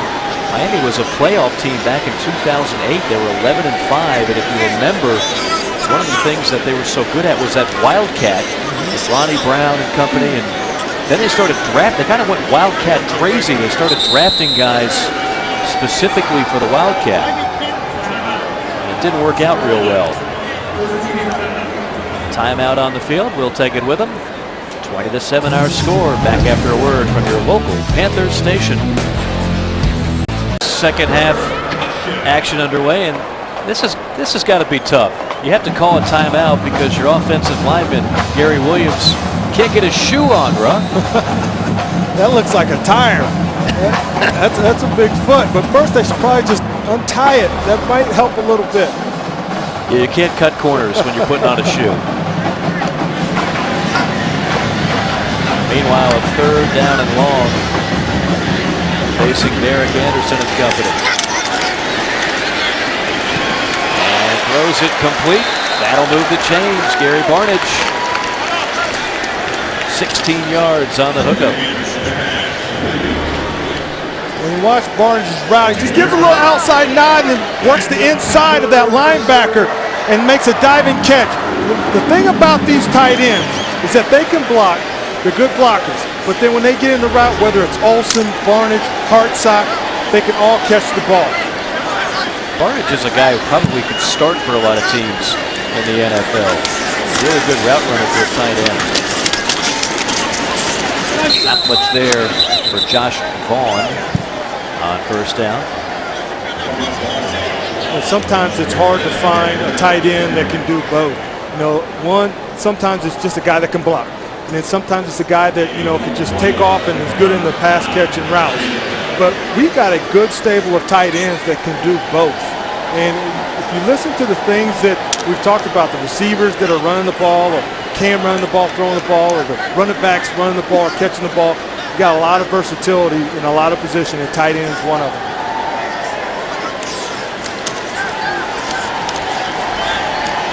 Screen pass set up for Vaughn. And Vaughn is near the marker, might have it. Well-developed play, picks up 10 yards. Well, we mentioned that the tight ends, and of course Jeremy Shockey is no longer here. You look at what the tight ends were able to do last season, led by Greg Olsen, who of course is back. Jeremy Shockey, very productive. Rockel kind of the third man in the bunch, and now it's Olsen, Barnidge back from injury, Hartsock more of a blocker, but they've got plenty of guys at that position, Ruck. It's really a deep position for the Panthers. Well, you look at, Olsen with 45 catches, Shockey 37 catches, so they played a big part in this offense last year. Basically a jump ball there. Murphy was bracketed. Dangerous pass, falls incomplete.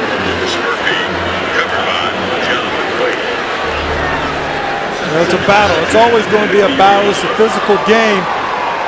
It looks like he's just about 2 yards short of that. Kind of cut the route off a little bit. I hope Murphy's not wearing down. He was very active in the first half. Might be a little tired, but he's got to make, when his number's called, he's got to stay in there, finish that route.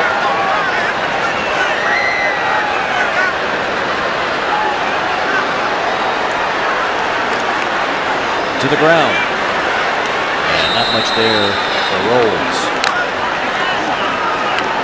Lyndon Ramos, the ball carrier, tackled by Jimmy Wilson. Well, they blitzed. Miami Dolphins defense blitzed. The wide receiver's got to make that block. Derwin Adams, he's got to make that block when that guy's blitzing. If he's got to come in, he's got to keep his hands on it because his guy made the tackle for a loss.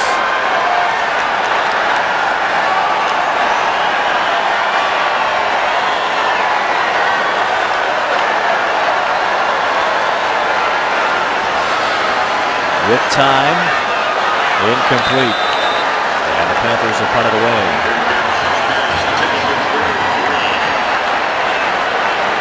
This is a tough play. Derek Anderson saw his guy. He had him downfield, but the blitz just got there. They had a corner blitz to the outside. Derek Anderson takes a little hit at the end from the D lineman. He had his guy, just didn't have enough time to get the ball down the field.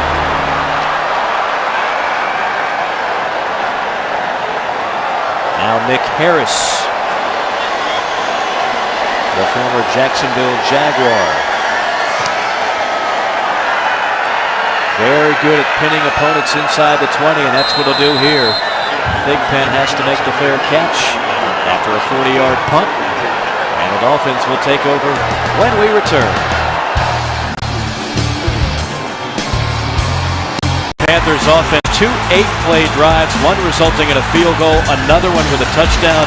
D'Angelo Williams, then the tight end Greg Olsen.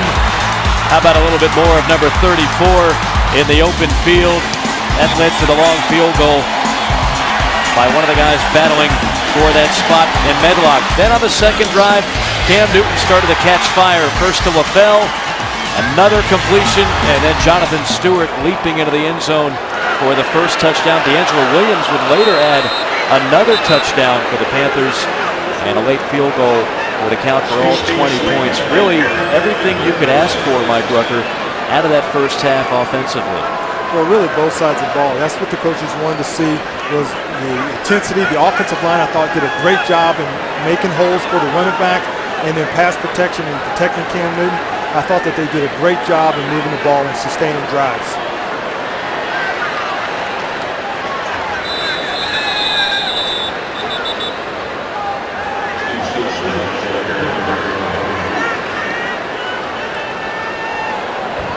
Offside. Defense. Number 72. 5-yard penalty. Result of the play. First down. Well, 20-7 is our score here. Our Bud Light scoreboard. Tennessee trying to figure out who their quarterback's going to be, leading Tampa 23-7 in the fourth quarter. Detroit on top of Baltimore. Can Matt Stafford put it together again? Speaking of quarterback issues, Minnesota, the new era at quarterback. New Orleans and Jacksonville knotted up at 17. Oakland and Arizona scoreless in the first quarter. A busy night of action in the NFL tonight.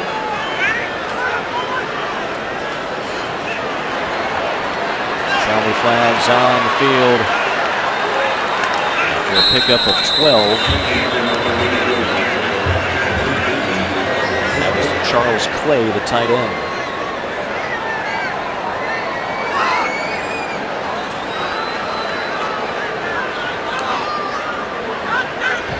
Illegal formation on the offense.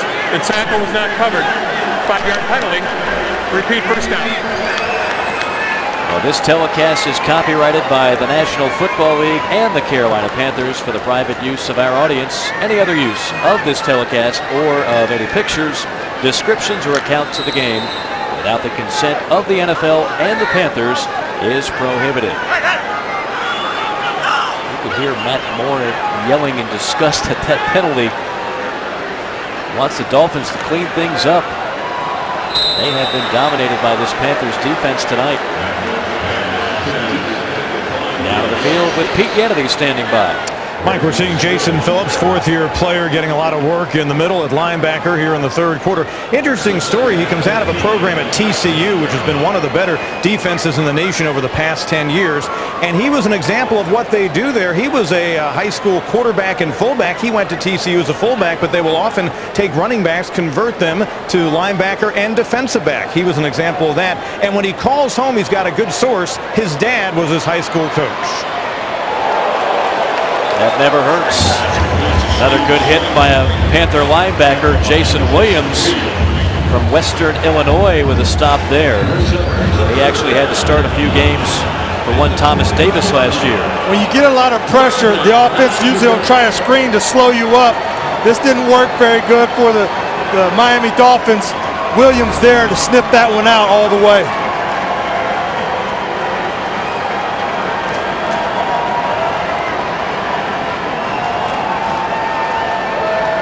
On 3rd and 9, it's Moore. Here comes the blitz. And a penalty. This is going to be on the Panthers. 27, Darius Butler looked like he was beaten ruck and just did a little grab to save what could have been a touchdown. Clyde Gates was ready to streak down the sideline. Pass interference. Defense. Number 27. Penalties enforced at the spot of the foul. Automatic first down. It's the 11th penalty tonight on the Panthers. Well, these things are going to happen. There are going to be times where maybe you thought he was going to take an inside route and he tricked you and went to the outside.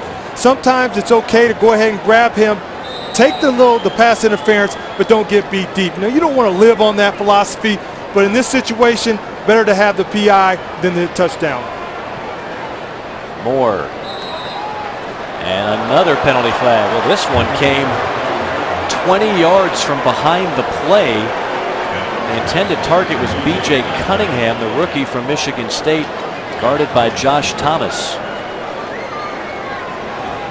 Pass interference. Defense, number 22. And forced at the spot of the foul. Automatic first down. So Thomas gets flagged, and the Panthers keep giving up ground on penalties. Yeah, that one might be a little questionable. It seemed like the receiver slipped and Thomas was just going after the ball. The first one was evident. This one, I didn't see that one.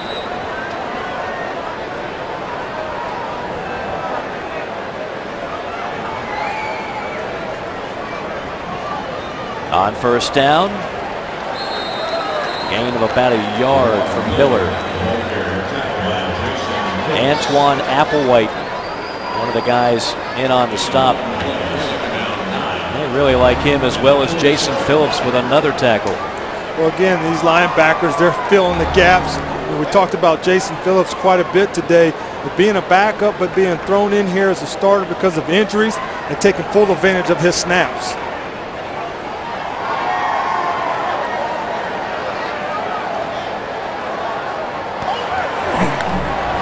How about another penalty flag? Frank Alexander with the tackle of Lamar Miller. Holding. Offense, number 71. 10-yard penalty. Repeat second down. That's on the right tackle, Martin.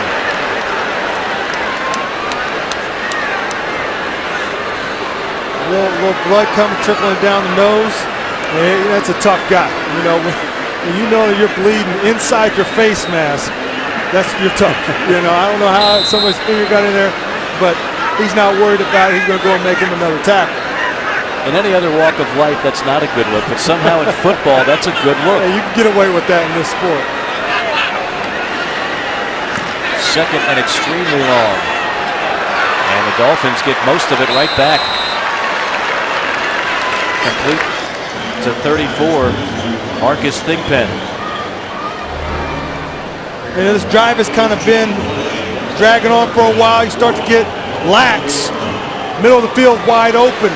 Again, this defense has done a great job of getting pressure on the quarterback. The second, third team has got to continue to do that on Matt Moore. And the good news has been the Panthers' 324 yards, the 108 penalty yards. False start. Offense, number 71. 5-yard penalty. Remains third down. This is the kind of action the Raiders would be proud of. Who perennially lead the NFL in penalties. We can't go 2 plays in a row without a flag. I'll tell you, I guarantee both coaches aren't happy about this phase of the game.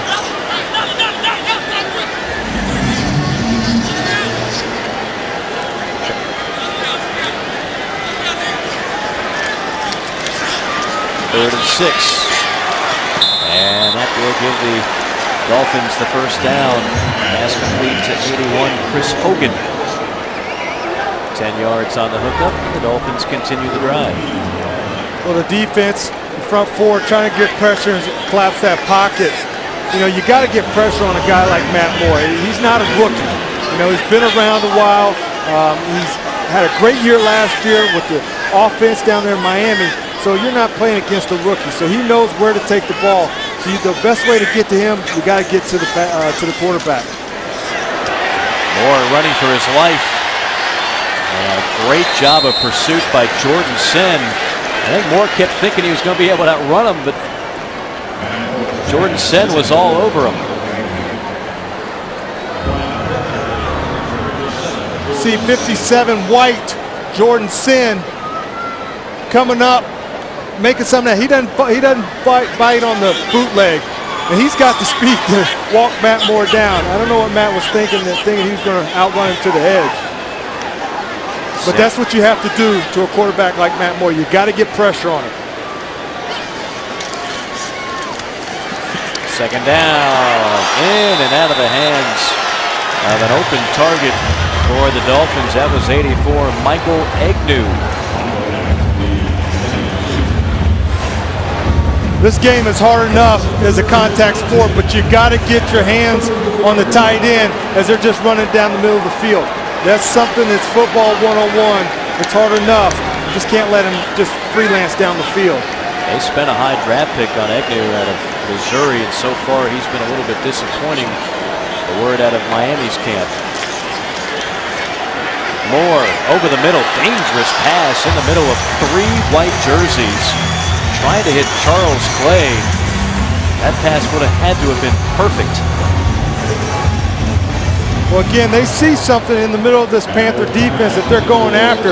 Yes, it was kind of a dangerous play in front of 3 Panther players, but his receiver was the only one that was going to be able to catch that ball. And now the Dolphins will attempt a 52-yarder.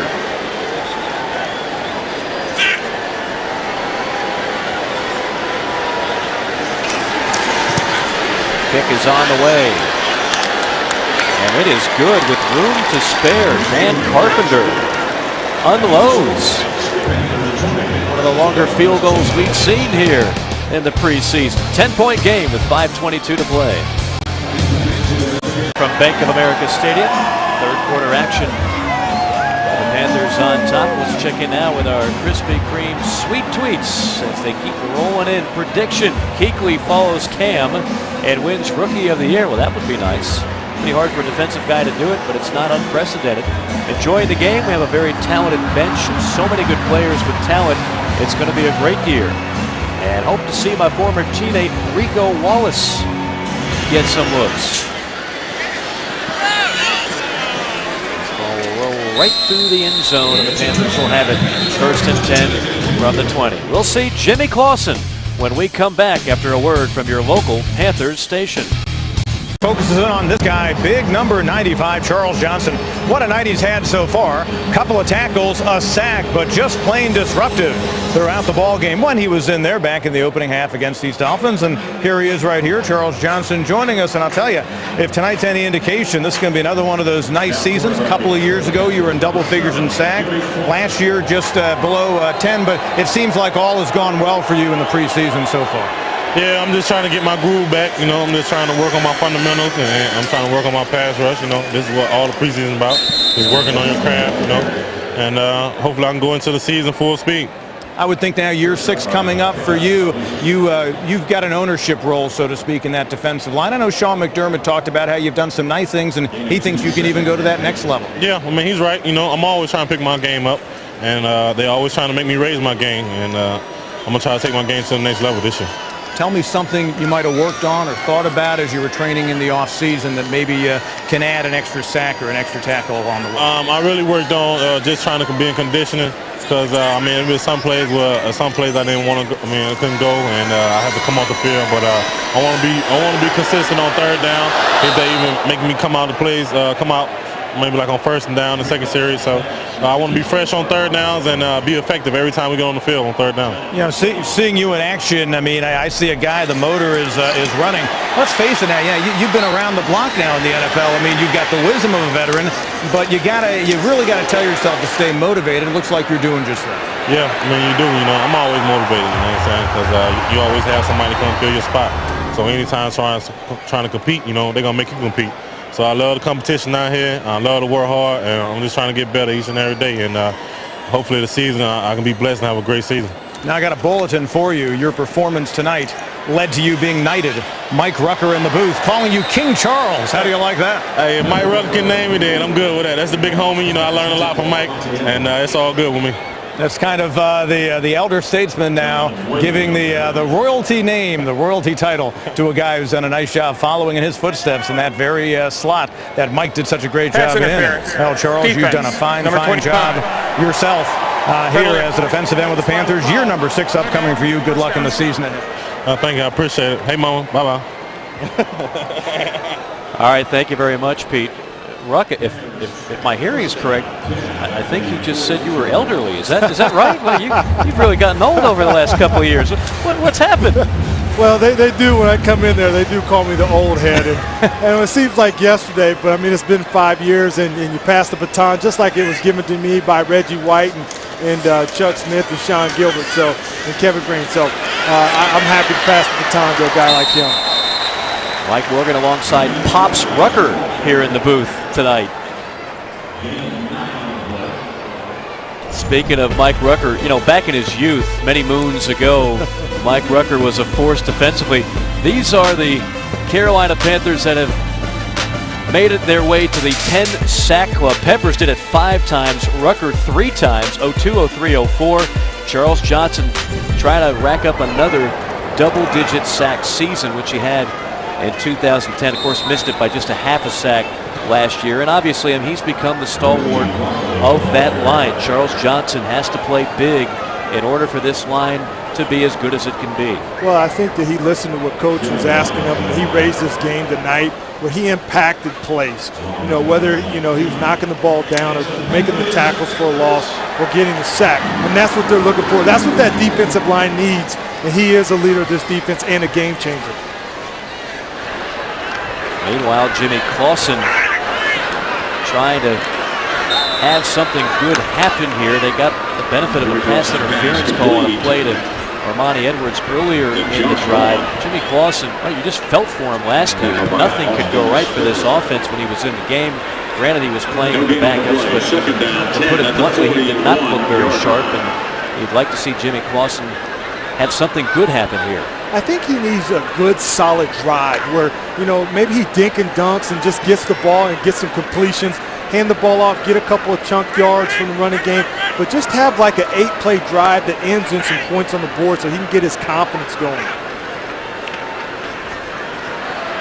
Going down the sideline on 2nd and long. Not a whole lot of separation there for Lewis Murphy.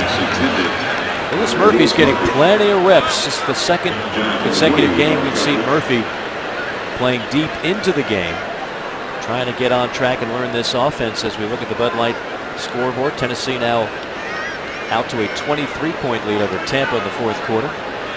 Detroit leads Baltimore 17-9. Minnesota up on Buffalo, now with Mario Williams manning that defense. Saints, Panthers will see the Saints twice again. How good will New Orleans be this season with all the turmoil they've had in the offseason? Clausen hit as he throws and completes it for a first down. Armani Edwards. A lot of pressure coming right up the pipe of Jimmy Clausen, but I like that he stood in there, made the throw and the completion, even though he knew he was going to take a hard hit. Right over the hands of that defensive lineman, right in the breadbasket.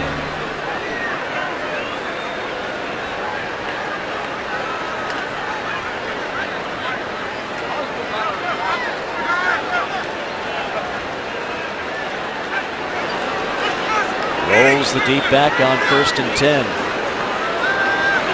Clausen to Edwards at the 15, still on his feet.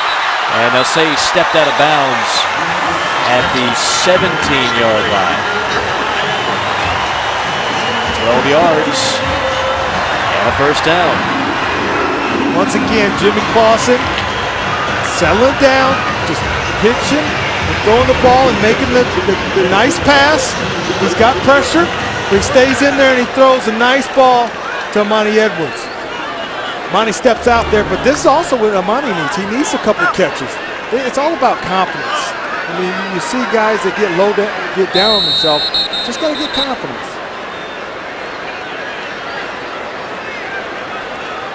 And a challenge, as the red flag you see over near the Miami sideline. First challenge we've seen in 2 games. We've seen plenty of reviews, but the first challenge. As you get a look at first-year head coach Joe Philbin. There's no challenge on the play. Maybe not.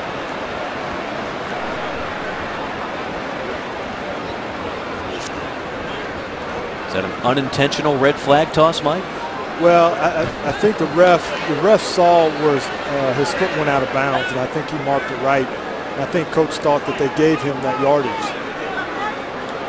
But this is his first go around too. Sure, it's preseason for him too. Well, you got to work on your form. That red flag toss, first-year head coach, got to make sure he's got it down pat.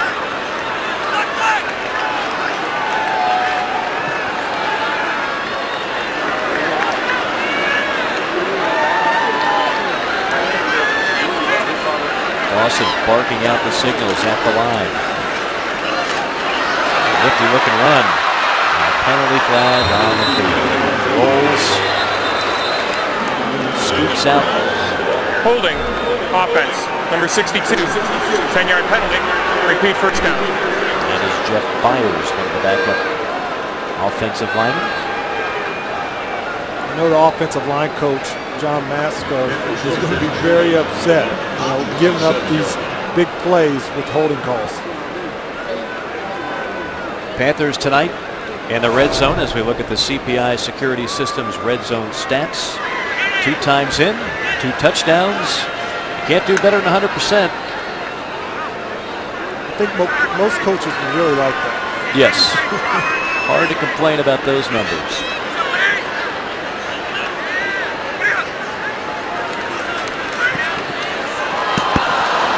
Passes wide, and here we go. Another penalty flag. Lawson is without helmet. Personal foul. Roughing the passer. Number 57. Half the distance to the goal. Automatic first down. That is on Josh Cadu. Josh Cadu is actually the way they pronounce it. And a big play for the Panthers. Now in the driver's seat, you would think. First down. They'll keep moving the ball forward and see where they finally spot it. They'll be at the 13-yard line. So a great opportunity for Jimmy Clausen to lead a touchdown drive. That would be a nice sight for the former Notre Dame signal caller.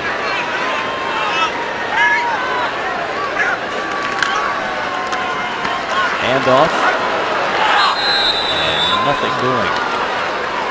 Knifing in and making the stop was Derek Shelby. The offensive line needs to get a push and get on the other side of the line. It looked like a face mask, but I don't think he got it though. But the offensive line has got to redirect these guys and move the defensive line on the other side of the ball.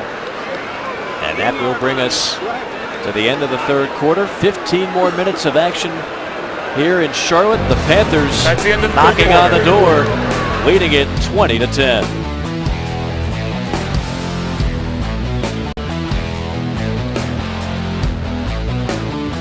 If you think things can change in 15 minutes, check out Geico after the game. In as little as 15 minutes, you could save 15% or more on car insurance. Go to geico.com or call 1-800-947-AUTO. That's 1-800-947-AUTO. That's Geico. Alongside Mike Rucker, Mike Morgan, great to be with you on this beautiful Saturday evening in Charlotte, North Carolina, where the Panthers lead it 20-10. Or Friday night, take your pick. They're all good this time of year. 3 penalty flags on this snap. False start. Offense. Number 65. 5-yard penalty. Remains second down. Bank of America stats through 3 quarters of play, and as you would imagine, pretty one-sided, particularly from the first half. Panthers racking up 360 total yards, more than doubling up the Dolphins. That number at the bottom, that's something you want to shore up for both sides. Nearly 250 total penalty yards in this game. Maybe that's why it felt like Saturday night, Ruck, because it'll do it to you. On Friday night, this game was rather clean. Vaughn, some tough yards behind the right side of that offensive line. Well, the next game for Carolina will be a Saturday night. It has to be a Sunday night. Okay. So we go from Saturday to Friday to Sunday to Thursday. And Thursday will be in Pittsburgh. Hope you'll join us. That'll be at 7 o'clock. Of course, the Panthers and Steelers meet nearly every season in the preseason. 3rd down and 12, and you guessed it, another penalty flag. False start. Offense. Number 62. 5-yard penalty. Remains 3rd down. Well, this will be good reps for the preseason officials who are, as you all know by now, the backups. The regular officials are on strike, so they're getting plenty of practice throwing the penalty flags here tonight. somebody might be getting some running reps tomorrow if they don't start paying attention. That is the 15th penalty on the Panthers tonight.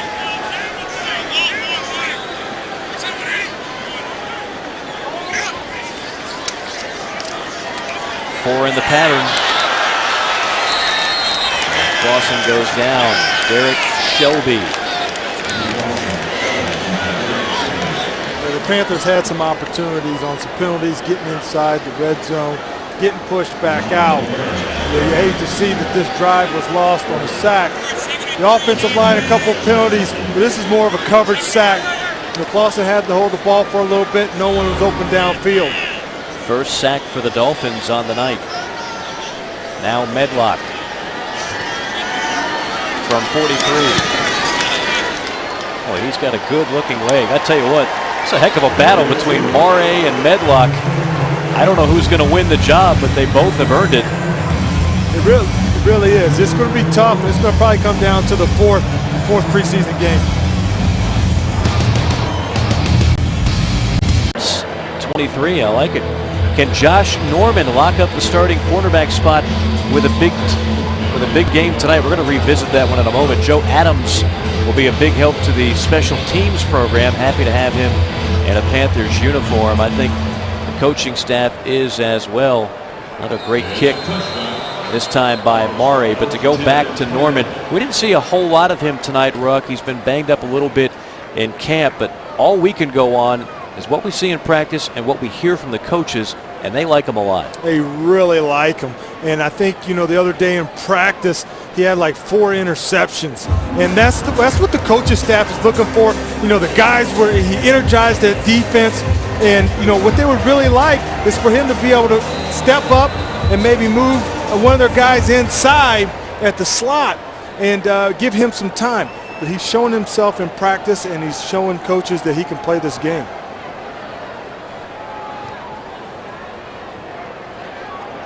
Matt Moore back out with the Miami offense. On the Dolphins' opening drive of the fourth quarter, going deep down the field and almost picked off by R.J. Stanford. Stanford in his second year out of Utah, his first career interception came off Drew Brees last year. Well, he had his guy beat. He did the hardest part by getting past him. It hit his hands. He's got to squeeze that one. He jumped for it. He just needs to squeeze it, and he would have had that. He did the hardest job by blowing by his defender. A quick seam pass. And a big gain for Lamar Miller. Reggie Smith finally brings him down.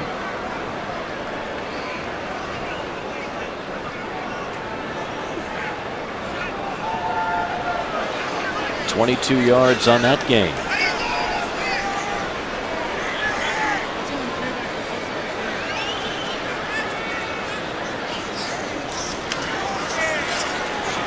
Moore.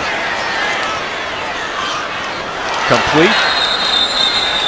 One of the referees, it's actually incomplete, and the referee threw his hat. The receiver might have stepped out of bounds.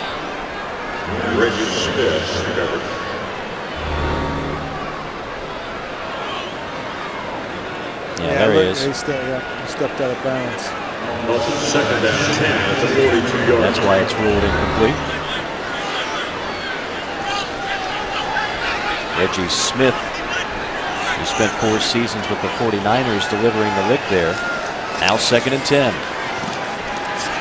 Not much there. Good pursuit by this Panther defense tonight. At times, Jordan Pugh ball hawking after a 2-yard gain.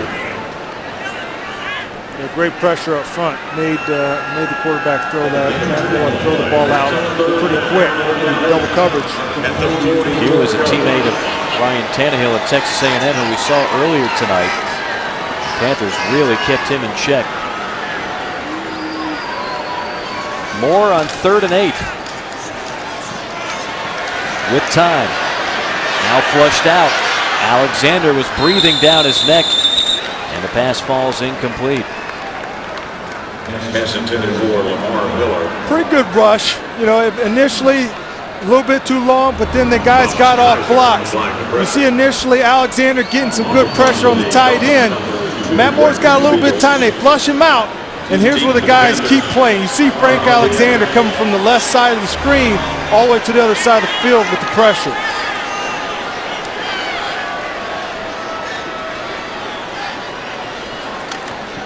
Armani Edwards with a fair catch, and the Panthers will have it from the 15. Jimmy Clausen will come back out. We'll see what the Panthers can do in the final 12-17. We return after a break from your local Panthers station. With you back at Bank of America Stadium, you know this guy, D'Angelo Williams. Boy, it seems like you've been around now forever, getting ready for another year in that backfield. You know, the way I look at things offensively this year, last season, new coaching staff, new offensive coordinator. You didn't have the off-season stuff because of the whole labor situation. You did a pretty good job, and it really showed as the season went on as an offense kind of getting the hang of things. This year, it just seems like you guys can cut loose and really build on what you did last year. Yeah, we was just getting acclimated to the offense last year. It was our first time being exposed to it, and we wasn't able to throw the wrinkles in there that we wanted to because it was so new to us coming in and not having the opportunity to go a full season within that offense, and being able to go through that season last year, I think it propelled us this year to give us more wrinkles, give Cam more opportunities to check the different plays, and getting wherever his comfort level is, having his comfort level into that offense as well as it is right now. So he's able to, I mean, the sky's the limits for him in this offense, but it all goes through him. I thought you did a nice job last year bouncing back from having the foot issue the year before, and it seemed like you got close to 1,000 yards a year ago, but perhaps now you feel even stronger than you did last year. Yeah, it's not, I mean, I know the 1,000 yards is kind of where they measure you at as a running back, but, you know, it's a team game, you know. Everybody had the opportunity to touch the ball in the backfield, and then with the addition of Tolbert this year, I mean, I think it elevates our rushing game that much. Also with the receivers that we have in Steve Smith, LaFell, bringing in Lewis Murphy, all those guys, it's only one rock on the field. You know, you gotta be able to share it and play as a team, and I think that's what we do here in the Carolina at the Carolina Panthers. You mentioned Jonathan Stewart, of course. A few years ago, you and he established really an amazing accomplishment, both going well over 1,000 yards each. And now, as you say, Mike Tolbert has joined the team. I think people envision a three-headed monster coming out of that backfield. What do you think? Well, it'd have to be a four-headed monster now because, you know, Cam Newton, you know, a lot of people forget about his legs sometimes. Well, not a lot of people, the defenses don't, but sometimes the media do. But you got Cam back there, Mike Tolbert, myself, and Jonathan. So, you know, you have that four-handed monster coming at you. You know, you don't know who's getting the ball, and, you know, everybody has that ability to take it the distance. So I think that what the front office did in bringing in Tolbert and establishing our offense around Cam and giving him the ability to do whatever he wants to do in this offense, I think it's amazing. I think, again, like I said, the sky's the limit. You're on the verge of getting up close to 6,000, over 6,000 yards with a good season this year. And you're the all-time rushing leader here. Of course, at Memphis, you established an NCAA rushing record. You know what it's like to be at the top of the league. What does that mean to you to be the leader in such an important stat, and really a stat that a lot of folks pay attention to? I don't pay attention to them. I don't really think about them. It's a team game. But I mean, I guess I could say it feels nice. I guess I don't really know. A lot of people tell me all the time that, you know, once you get older, you'll appreciate that. You know, it's just a credit to the guys that they put in front of me, the O-line, the hard work that we put in Monday through Saturday. It's a lot of variables that play a part in it. It's not just me that just goes out there and run the ball. Like I said, it's 10 other guys out there working with me. You have to also appreciate the fact that, you know, you and Stu now have been together for a few years. Yeah. Sometimes you're in a situation where there's a revolving door. Must be nice. I'm sure you become good friends with him, and I know you guys have welcomed Tolbert into the mix as well. We have. I also want to thank Marty and the Carolina Panthers for re-signing Jonathan. Yeah. So, you know, he thanks them too. Yeah, I know, right? It gives us the opportunity to finish out our careers together, or even longer. You know, who knows? But yeah, bringing Tolbert in, giving us another a threat there, you know, that lets people know around the league that, you know, it takes more than one back to get the job done. It's a long season, you know, and having an opportunity to, you know, take one guy and put another guy in and keep the defense on their heels when they're tired, sucking wind. You know, you have another guy in there just as fresh as the guy that was in there first that can do the same thing or if not better. Alrighty, not only the career rushing leader for the team, team record 16 100-yard games. I think you're going to add a few of those this year. D'Angelo Williams, thanks so much. All right. Okay, Pete, great stuff. Appreciate D'Angelo Williams joining us. Timeout on the field. We'll come back with more. 23-10, our score. North Carolina, Panthers on top of the Dolphins, 23-10 with 9:46 remaining. Great stuff from D'Angelo Williams with our own Pete Yanity. The thing that stands out to me, Ruck, about D'Angelo, here's a guy that averages over 5 yards a carry, has rushed for over 1,000 yards in a season. More on that in just a moment. After the handoff on first down. And a good gain. And a first down for Smith. Number 36. That'll move the chains. But when I think of D'Angelo Williams, when I think of Jonathan Stewart, look, these are two guys that could easily be the featured back, get all the carries, gain 1,200, 1,300 yards a year if they wanted. Stats aren't important to these guys. They just want to go out there and win. Well, when you think about it, it's them too. First is D'Angelo, then Stu comes. Then you got Cam Newton. Now you add Mike Tolbert. Okay, so now all of a sudden you think it's crowded. But as a running back, it's all about the tread on your tires. And this is going to help benefit them in the long run because they're going to be able to play longer. And with enough touches, with Rob, with Chud, he's giving and he's spreading the ball out enough that everybody's getting their touches and getting their glory. And they are not selfish, and that's the biggest thing. In today's world where we're about me, these guys are about the other guy. Well, you nailed it. I mean, this goes against the grain. I mean, quite frankly, there's a lot of running backs that would have said, you know what, if I can't be the guy all the time, I want to go somewhere else. And obviously, Williams and Stewart would have had that opportunity. They elected to stay, signed contract extensions here in consecutive years, and obviously the Panthers are the benefactor of those moves. Lawson running for his life, as he always seems to be when he enters the game. Throws that one away.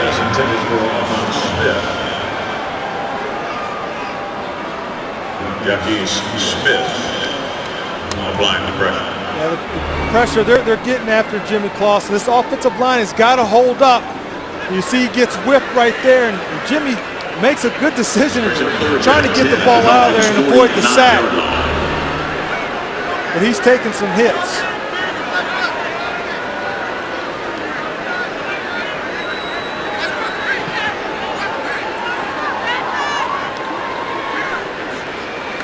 On 3rd and 10. Clausen unloads, and the pass falls incomplete, intended for John Finley. Back up tight end, and Carolina will punt it away as Brad Nortman steps on the field. Again next week, Panthers and the Jets. That'll be a Sunday game, an NBC affair. And you'll see the starters probably close to 3/4. Typically, that's the dress rehearsal for week 1 in the NFL. Another penalty on a punt. On an unreturned punt before the ball was even caught.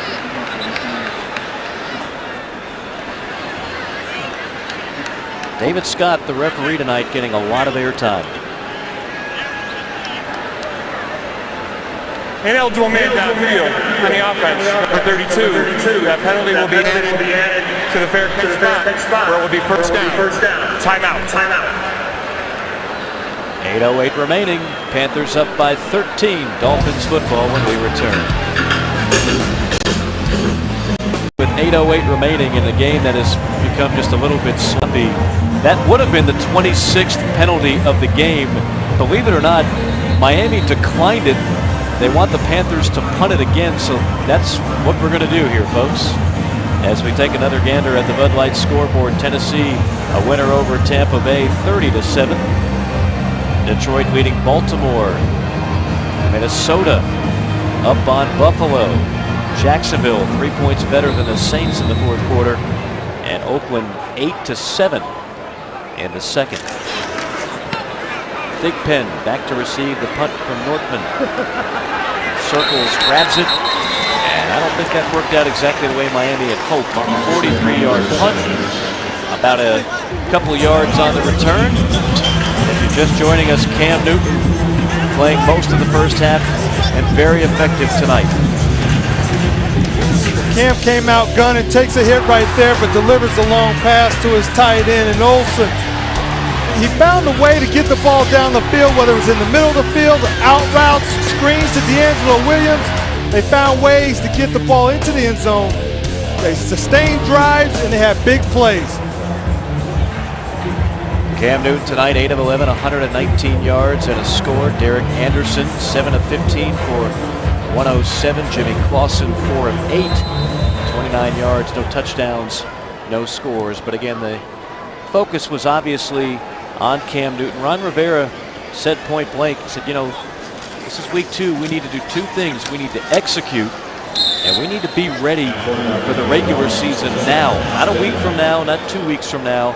I think he got that from the starters tonight on both sides of the ball. I would agree. I've seen what I needed to see out of this second game in the first half on both sides of the ball. Both sides improved from last week. Pat Devlin with his first drive of the night. Third stringer for Miami. Throwing deep and almost picked off. Devlin spent 2 years at Penn State before transferring to Delaware. Went undrafted. As a high schooler in Pennsylvania, he set all kinds of passing records. Last week against Tampa Bay.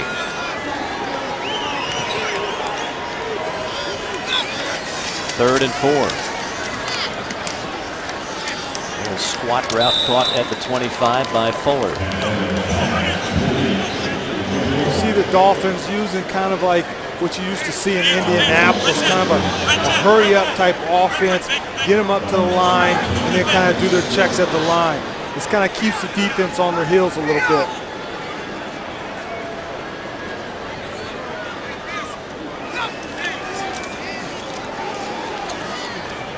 Almost intercepted.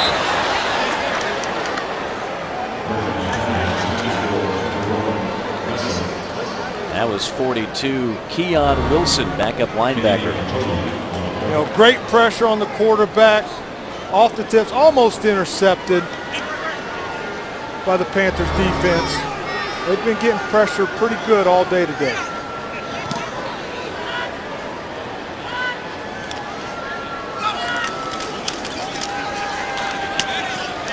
Square in at the 30, past the 40, and down to the 45-yard line. That is Marcus Thigpen. I'm going to go back to Miami for a moment. We saw the Dolphins, we've seen them a couple of times here over the years in the preseason. We saw them back coming off that 2008 playoff season, and the hopes were so high in Miami. Back then, you had Bill Parcells in the organization. They spent a second-round draft pick on Pat White. Remember Pat White out of West Virginia? Hoped he'd be a big part of that Wildcat. He lasted all of a year. He's completely out of football now. And Miami will get another first down from Jerome Messel. Chad Pennington gone. They put their hopes on Chad Henne. That didn't work out. They tried to get Jim Harbaugh as a coach, didn't get him. They tried to get Peyton Manning as a quarterback, that didn't work. You get the idea. It's been a rough few years in Miami. They seem like they're searching for their identity. Right. You know, and the players, the quarterback. First, they got to start with the quarterback, and I think they feel like they have one in their rookie that they drafted in Tannehill this year. It's kind of been the curse of Dan Marino for Miami Dolphin fans. Ever since old Danny Boy hung him up, there have been a lot of quarterbacks that have rolled through South Florida, but not many of them have worked out well.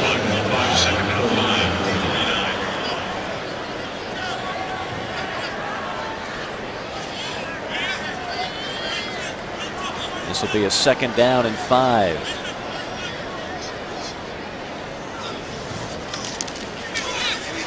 Devlin, a quick pass, crossing pattern and a broken tackle, and that'll be a first down and then some. Chris Hogan wrestles out of a tackle and picks up 17. You know, missed tackles will hurt you. And this is a missed tackle. You got him wrapped up. All you got to do is bring him down. And this is what you do for a living as a linebacker, is you make tackles. Got to bring him down.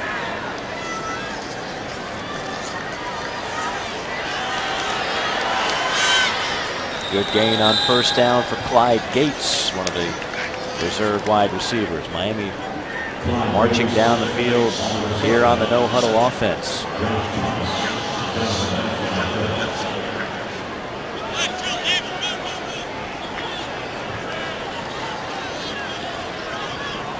This will be the 10th play of the drive.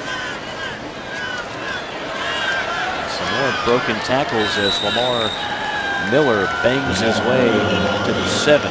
You know, Ruck, we're getting closer and closer to when guys start getting cut. And it's always a tough time of the year for a lot of those players. The anxiety has to be running wild. And a lot of the people we see on the field right now, they know that that clock is ticking. And, you know, the coaches have put them in this situation late in the game. They're tired.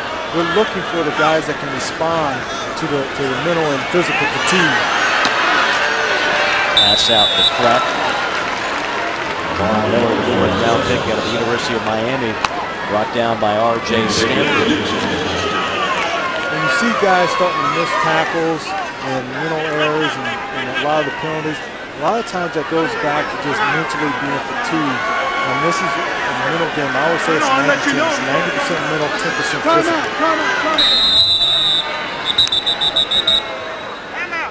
And a timeout called by Ron Rivera. That just goes to show you every minute counts to that man. Absolutely. This final 3:23, he doesn't want to give up another touchdown here. Well, I think he wants to give his guys a little bit of a breather. You know, they're inside the 15, they're inside the 10, and so he wants to give these guys a breather, try to hold them out of there. Let's see what Pete Ganity has for us. Pete? You know, Mike, back in late July, just before training camp, center Ryan Khalil really raised some eyebrows. He bought an ad in the Charlotte Observer that basically said why this team would win the Super Bowl this year. Now, keep in mind, this is the ball club coming off a 6-10 campaign, not one that had made it all the way to the conference finals. Well, initially, obviously, you know the reaction, and such an article became a story nationally, but really to a man, from team owner Jerry Richardson all the way down to the coaching staff and the players we've talked to, everyone says they think it's great. They think it's a wonderful kind of point of rallying to build around in the season ahead. It was the hot topic that was going on the first week or so of camp. In fact, several players I interviewed actually would offer their thoughts on it without even being asked, saying, hey, I think it's great Khalil did that. We all support him because that's the mentality we have. And Ron Rivera said the fact that this team was so close in so many games last year and then won 4 of the final 6 really built momentum, and this move by Khalil was maybe another step in that process that began last year, and who knows, maybe this team is viable to make a deep run toward the Lombardi Trophy. Well, if anybody has the right to make that kind of statement, it's Khalil. Been here a while. He's been one of the most consistent and productive guys on the roster. Quick slant and into the end zone for a touchdown. Just dragging the defender along the lane. And the Dolphins are on the board. A 6-yard touchdown reception. When you play defense, it's an attitude. It's a way of life. And when you get a guy wrapped up on the 2-yard line, a receiver, you just don't let him drag you into the end zone. And it's a way of life and an attitude. And that's something Sean McDermott is trying to teach his young ball club and his young defense. Rashard Matthews, the guy on the grab, the rookie from Nevada. And the extra point is hammered home. So it's a one-possession football game with 3:17 remaining. Panthers leading it by 6. What if the Dolphins score and miss the extra point?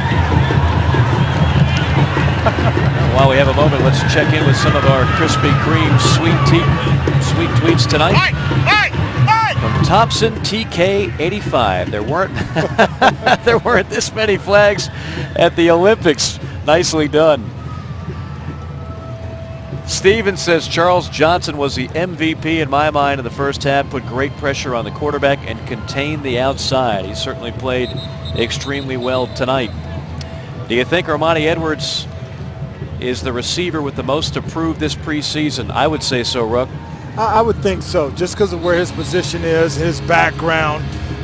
You know, I think we're on the clock with him. I just don't know if he's getting enough touches and enough look to really show what he's really capable of doing, because I think that he can really be used really well. But there's a lot of weapons here, and I think the more weapons that come, the further he's falling down the chart. And I think it's important to note when you're talking about Armani, you have to remember the Panthers drafted him out of Appalachian State. He hadn't played wide receiver since his junior year at Greenwood High School. So it's not as if he had a whole lot of experience at that position. And one of the things we've learned is that you can't just take a great athlete and assume he's going to turn into a great wide receiver. Avila back to return.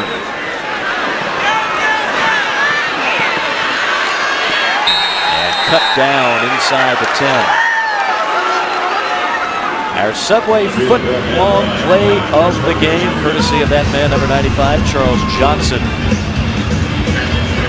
Well, he earned it today, getting the sack right there, being relentless. His feet never stop, his hands never stop. He's always moving, and that's something if you go to training camp or you go to one of their practices, he's one of the first ones out there working his hands. You heard him talk about working his craft.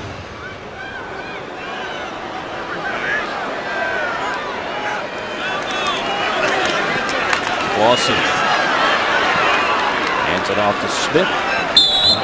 Panthers will likely go pretty conservative here on what may be the final drive. Ruck, as we look forward to week number 3, things that we're going to be looking for, battles that are out there. We've talked about the number 3 wide receiver. We've got a very good kicker and punter battle, all of whom have performed extremely well in these 2 games. It's going to be a tough call from each side. And then on defense, I want to see more of Josh Norman. I think he's got a chance to be an extremely good player, maybe even a starter this year. And Nakamura at safety, another guy that I think we'll see more of as time moves along. We talked about the special teams, the kicking, the punting. I mean, there's no shortage of a leg for Medlock or Mari. People talk about Olindo Mari, very critical of Olindo Mari. From last year, to see Medlock hit one from long distance back in the first half of play. One thing on Mari, you know, last season he was 22 of 28, and that's hardly an awful year. But what is fresh in everybody's minds, he missed 2 chip shots that could have won games for the Panthers, and that's the kind of thing that will cause you to potentially lose your job. Yes, and that's something, like you said, that everybody remembers, but those are critical moments, and kickers know that, hey, they're the last ones off the field if the game is on the line. That's the play that everybody's going to remember. They might not remember the interception or the fumble or the missed tackle. They're going to remember that kick that was missed. And between these 2 guys, it's a great battle, and it seems like they're on the same page. If they're both having a bad practice, they're both having a bad practice. If one's kicking really well, the other one's kicking really well, like tonight. So it's going to come down to maybe who misses that one time in the next 2 preseason games that determines who's on this ball club this year. Could come down to Pittsburgh on that Thursday night. The other thing, of course, that's important to all this, touchbacks, and that's one of the things that Olindo Mari has been known for. 53 touchbacks in 82 kickoffs. That was the 2nd best ratio in the National Football League last season. That really is why they made the move to get Mari. If you remember, the Panthers, one of the few teams in the league that were carrying 2 kickers, one for field goals and extra points, another one specifically for kickoffs. The goal now for Carolina is to just have one guy to do it all. Well, you know, John Casey has been here for a long time, and, you know, he's a great field goal kicker, but his leg wasn't as strong to kick off, and that's why they brought Olindo Mari in, is to put his kickoff and putting it into the end zone where the opposition wasn't able to get the returns. He did that well. It's the couple of games where the game was on the line that he missed is where everybody's in uproar about. Panthers have struggled a bit tonight on 3rd down, 3 of 11. And Panthers will burn a timeout here. This isn't really where you want to burn a timeout, you know, coming out of a break already. And then, you know, you burn another timeout. Happy birthday, Angie. Love hubby. See, that's a veteran knows where the camera is and what's a good time to deliver a message. He's smart. He's smart. And like you said, a veteran. He's been around, and he just got some brownie points on that one. Oh, yeah. Might not have to mow the lawn for a month after that.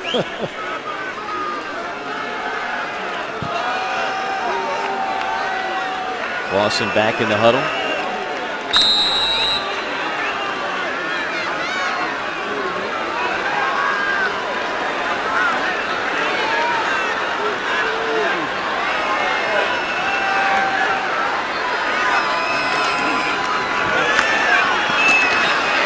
Panthers go conservative. And that'll be well shy of the marker. Punting unit onto the field now for Carolina. Another thing I'm looking forward to in the next couple of games, we hope to see some guys who have been out back in, including David Geddes. David Geddes is kind of a forgotten man. But 2 years ago, for an offense that struggled to do anything right, he put up some pretty nice numbers as a rookie out of Baylor. He's got speed, he's got size. He could be another good target for that man, Cam Newton. Final 2 minutes coming up from Bank of America Stadium after a word from your local Panthers station. On Miami 23-17. Now has actually become a competitive game when the starters were in there. Panthers really dominated. Now all of a sudden the Dolphins actually have a chance to go back and take the lead. Carolina about to punt it away. On the field, Nick Harris. Harris and Brad Nortman, one of the draft picks this year for Carolina. Both tangled up in a punting battle. This one angled toward the sideline. And it spills out of bounds at about the 46. Well, all season long, the Panthers are honoring former linebacker and Hall of Honor member Sam Mills. Here's our keep pounding player of the game. How about the defense tonight, Mike Rucker? 3 sacks, 4 tackles for loss, hurries, 7 punts. That's a good day for defense. Of course, the keep pounding player of the game in honor of Sam Mills, the legendary linebacker for the Panthers, who played 15 years in the NFL, started 171 of 181 games, and participated in 5 Pro Bowls.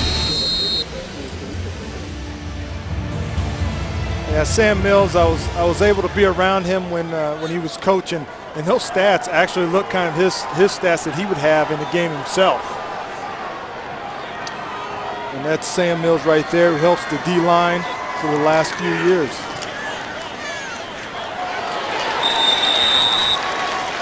Devlin now 10 of 12 after completing that one for 5 yards.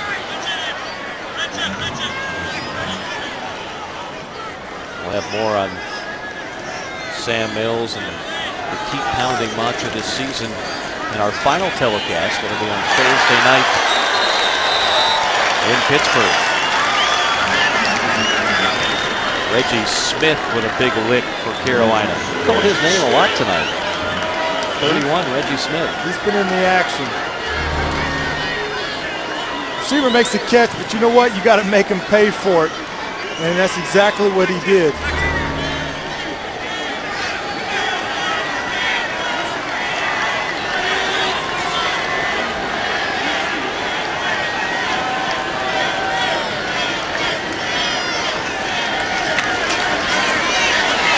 Devlin somehow gets out of trouble and then throws it away.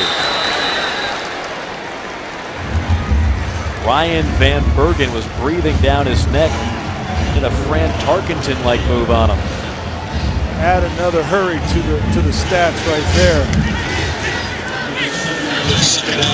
You know, I know it's the 4th quarter. I know it's the preseason. I know the backups are in. But you know how it is, Mike. These guys are all competitors. They want to win this game. Panthers too. They don't want to give up a score here. You do. And every man down there wants to win the ball game. 2nd and long.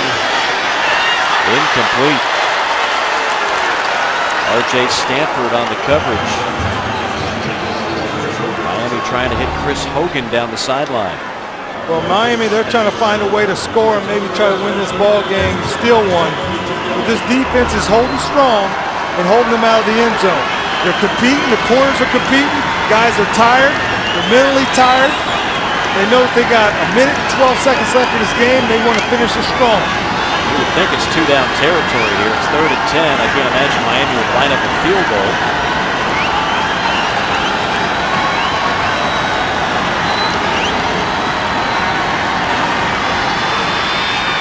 Incomplete. Try to hit Marcus Thigpen.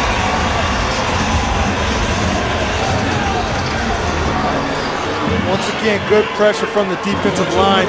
Frank Alexander getting in the quarterback's face, letting him know that he's there. He's been there all night. Maybe getting the ball out just a little bit before he would like to. Frank Alexander's played big tonight. Good-looking rookie out of Oklahoma. Final hope for the Dolphins, 4th down and 10. They need the 22. And caught. 1st down.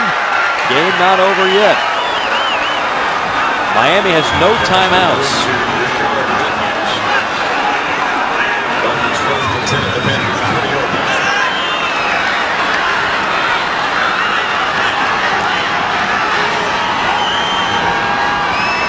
Losing a lot of time here before they finally get snapped on 1st down, and a lot of confusion on that play. Marcus Thigpen never saw the football.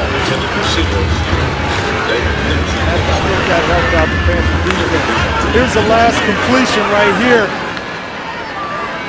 Nice ball catch by the Dolphins and moving the sticks and extending themselves, maybe getting another opportunity to try to punch this ball into the end zone. Defense has got to continue to hang strong in here. You got 38 seconds. D-line has been given pressure up front. They got to continue that. Panthers rushing 4. Devlin to Thigpen. That'll keep the clock rolling, but a late hit, and that will stop the clock and likely give Miami some extra yardage.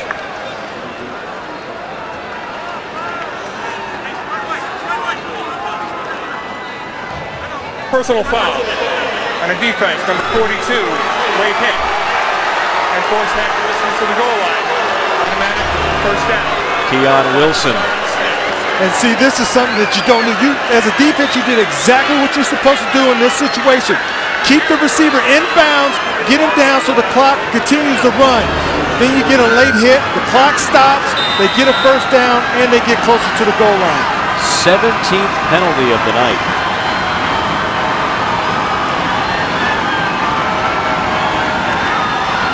Devlin, complete inside the 5. Again, no timeouts. Under 20 seconds.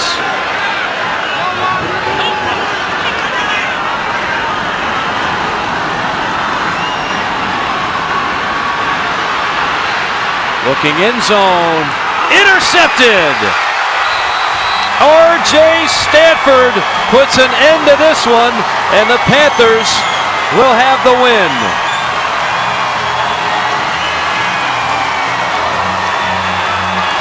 What a great job.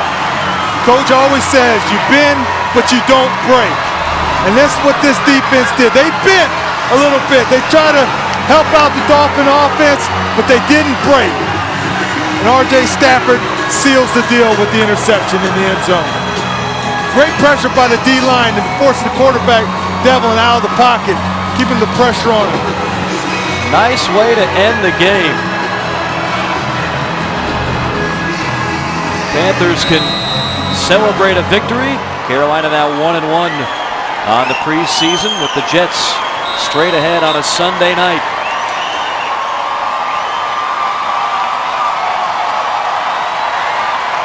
A 23-17 victory in a game in which the starters played exceptionally well. We'll come back with a final word from Charlotte.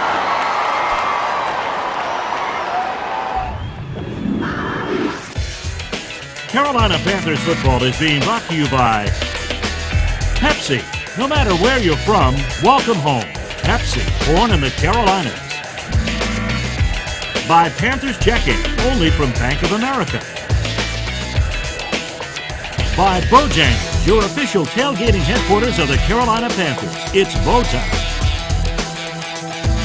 By Sackreed. No matter what projects are in your line, Sackreed has the right concrete and masonry products for the job. Use what the pros use. Ask for Sackreed at your local home improvement store. And by Bud Light. It's the sure sign of a good time. Here we go.